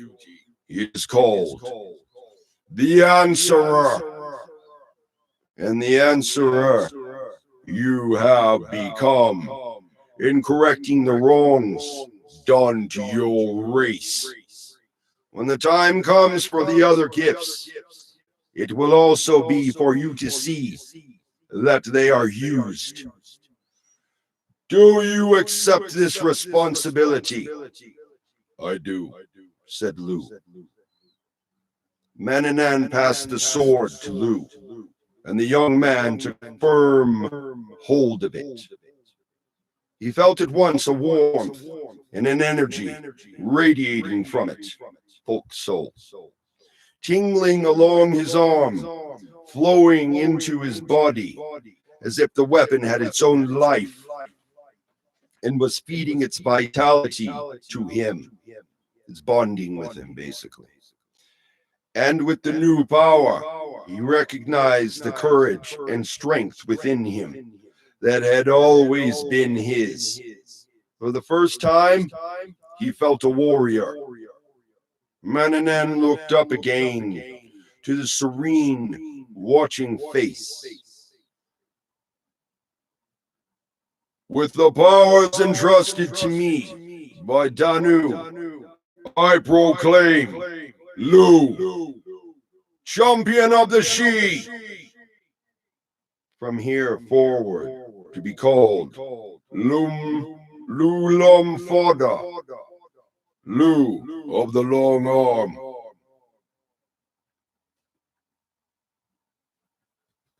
Okay. For his arm shall carry the wrath of the 4 cities against the Fomor. He gestured around him at the ring of mounted warriors. These riders of the Sidhe will accompany him in his task. He lifted his arms up to include the whole gathering, and the love and support of all within this Sidhe will always be with him. He placed a hand firmly on either shoulder of Lu and addressed him with the deepest gravity. Now you can return again to Aya. Join the Danons at Tara. Help them as they begin their battle against Bress and the Fomor. At this most solemn point, the tall man glanced upward to the watching face, as if to see how closely she was observing him. Then, quickly, he leaned toward Lu. The somber visage dissolved into a grin, and he softly added, in the clown's familiar tones, "And don't you be worrying, lad. You'll not be alone. Your comrades will be right there as well." He winked broadly. Old Gilad, not to be missing this little brawl. And he would not. That is the end of that chapter. And then rolling right along, we have 2 short chapters. So what I will most likely do is probably take a break, play a little music, and then come back, and I will do, I think, chapter 29, the challenge. So the vibe is building. So now you see that right there was a rite of passage. That is the reason for modern problems, is the breakdown of rites of passage, the learning of good standards, the holding of virtue. I keep saying it. That is base core root, right? So I have to watch how I am acting. If I am being observed by the ancient realms, right? Let's say Danu is real and she's watching what you are doing. And if you are being a fool, then you are not being prepared for anything to do with leadership at all. So just say,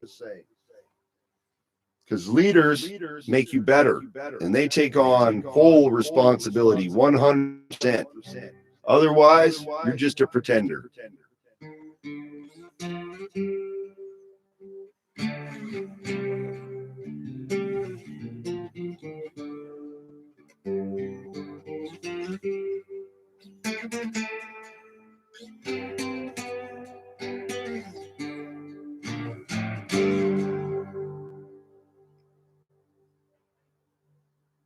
champion,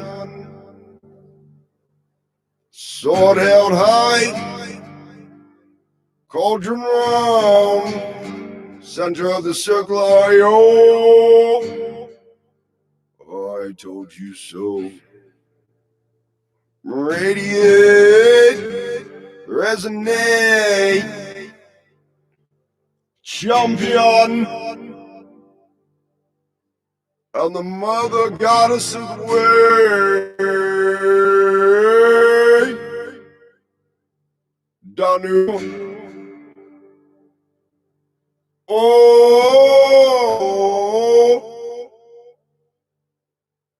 Lord of the long arm, oh, battle coming on the way, oh, rite of passage, freely chosen, standing like a man, a boy that became a man. Oh,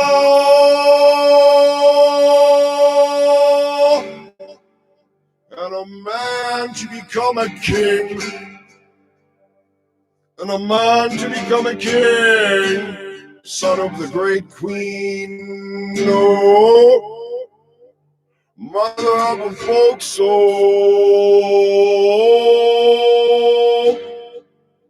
and the light of your people shining in the sword. Answer,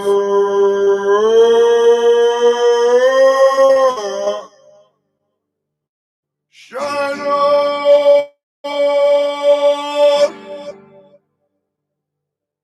here in the distance, here, in the distance, be I can hear it on the window, rising to the sky, oh, spinning round, oh,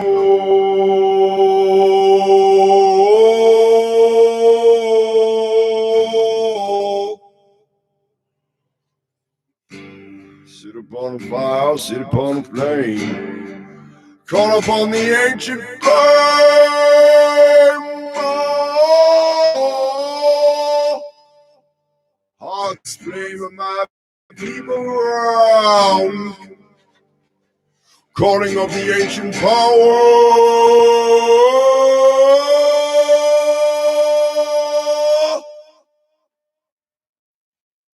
and goddess is her name.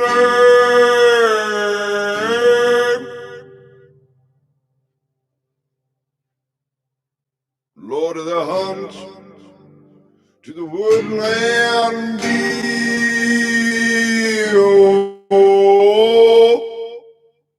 Oh,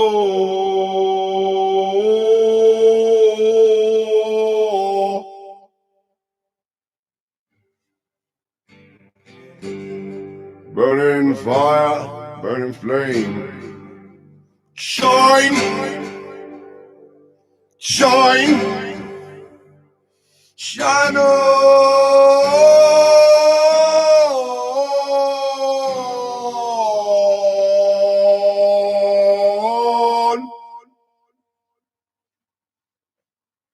Power of a folk song.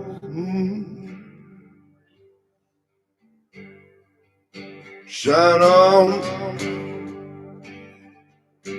Battle at the ready. When our champion shall rise, rise, rise. Champion rise.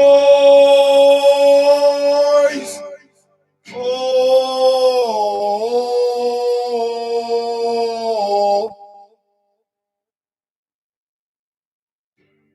shining we, powerful folks so be. Heart's flame, heart's flame, heart's flame.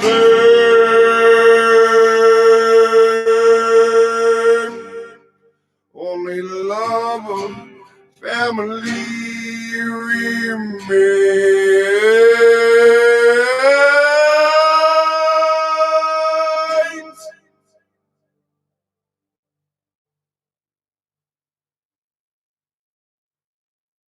Life of a folk soul. You can have the rest, I didn't want it anyway. Dancing in the flame, feel the love and the power of my people be. Dancing in the flame, feel all my people in a full soul. This is way down deep to say we're gonna know.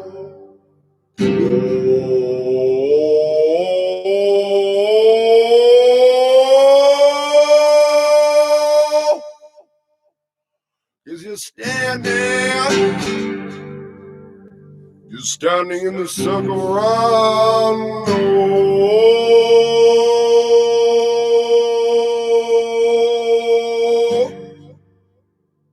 Shine on, deep down, moving like a heavy wave, like an undertow.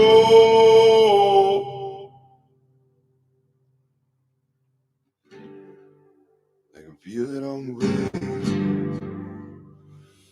Sure as the sun shines, and sure as the moon hangs overhead, as the star bulb shines on,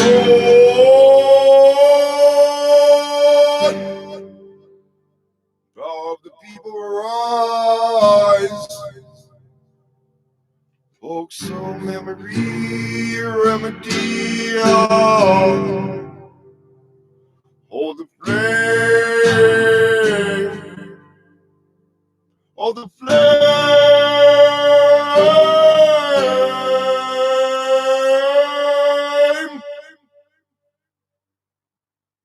Just circle round, root down, fly high. Circles within circles round. Pure light, like a burning flame, and water from the ancient wisdom well, crouching round. Oh, the staff and flame, ancient is its way as it grows.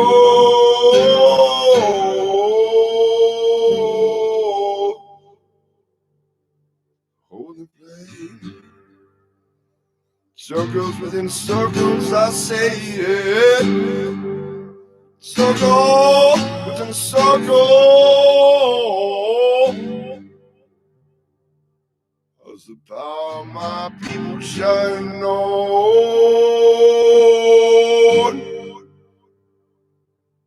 Now freely choose to rise as a champion. As a champion.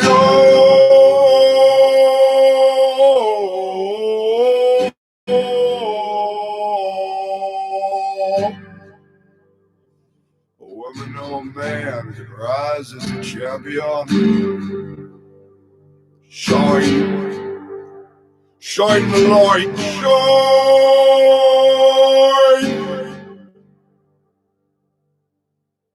and raise the sword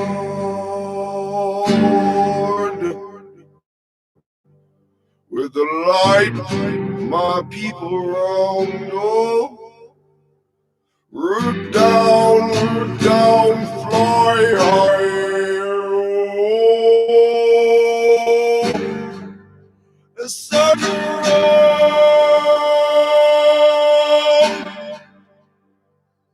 You're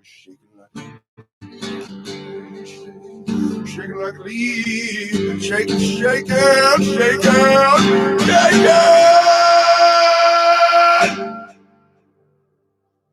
All my people shine on. Fire, water,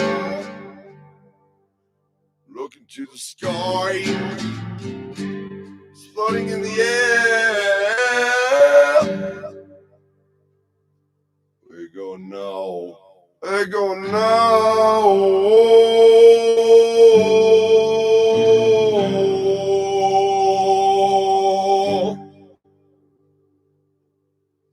Feel it in the way.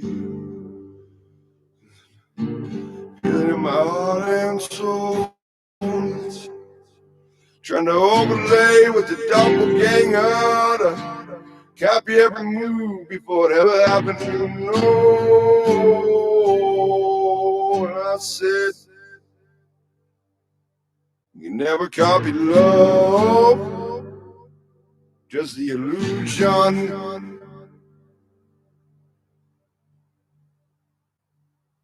But I said, truth is, only the truth remains. Wisdom is the way.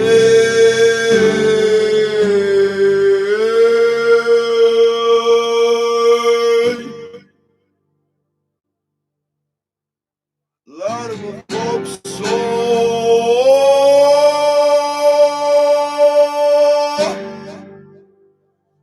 Burn, shine.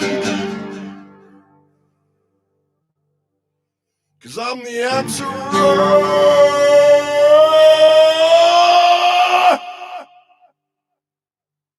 And on a supreme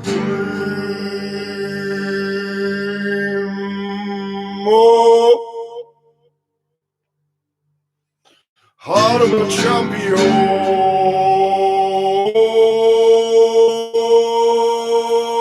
riders of the sheep,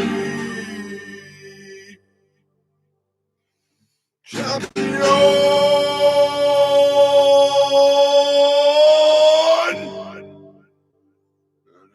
In the sky, as the light shot out from the tip of the sword, rising, rising, rise, and shine. Oh,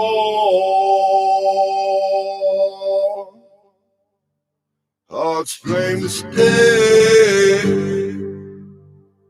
Love you, my people. Come on, the power of a folk soul. Shine. Love of my people, shine. Shine. Thunder and lightning cracking the sky. Cracking the sky, hey. Wisdom of my people shine on.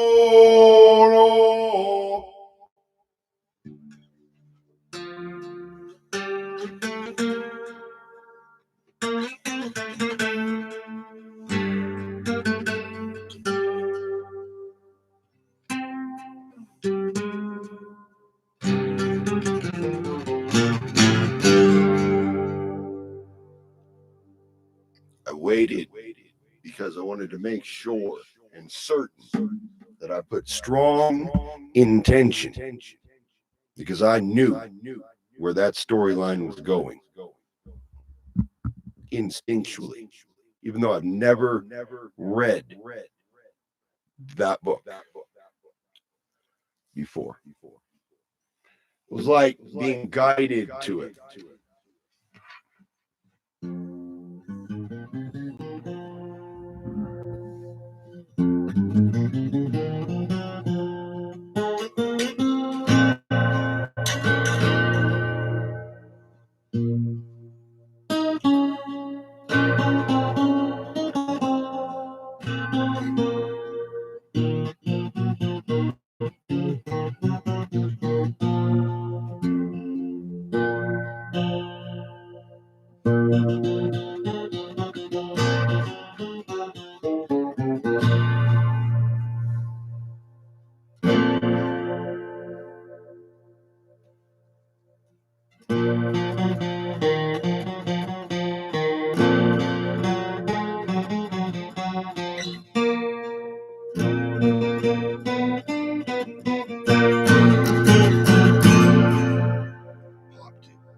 Popped it. I'm in trouble now. It's written up.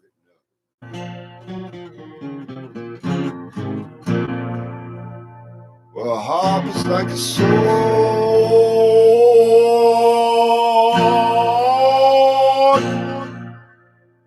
and the lot of my people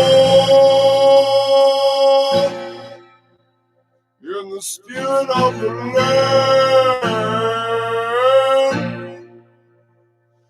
rising high, soar to the sky, answer, and the heart of a champion be.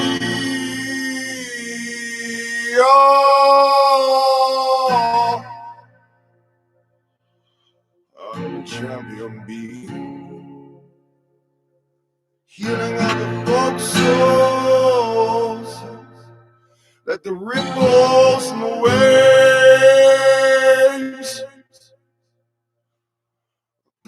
of the heart of a folk soul shine, shine, shine, shine, shine.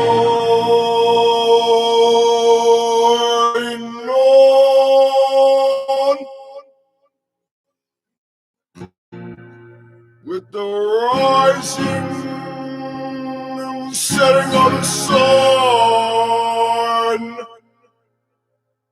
rising of the dawn, sunset destroys, power of the folk soul, power of the folk soul rise. Oh,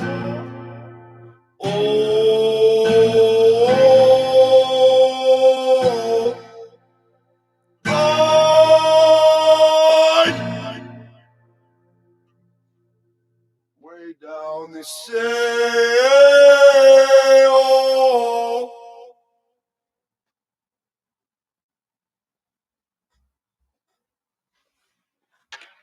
deep down.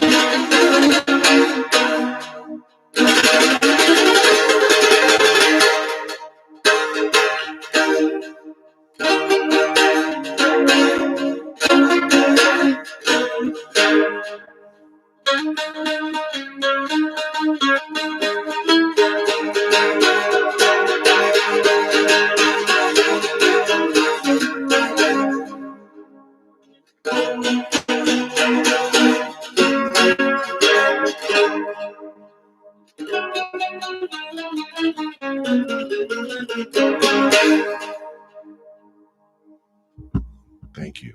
I shall return. I think I'm feeling this will turn out well. Right. Thank you again for coming. Love, positive energy. Folks, so heart's flame. Heart's flame. Flame of my people. Circle around in a circle.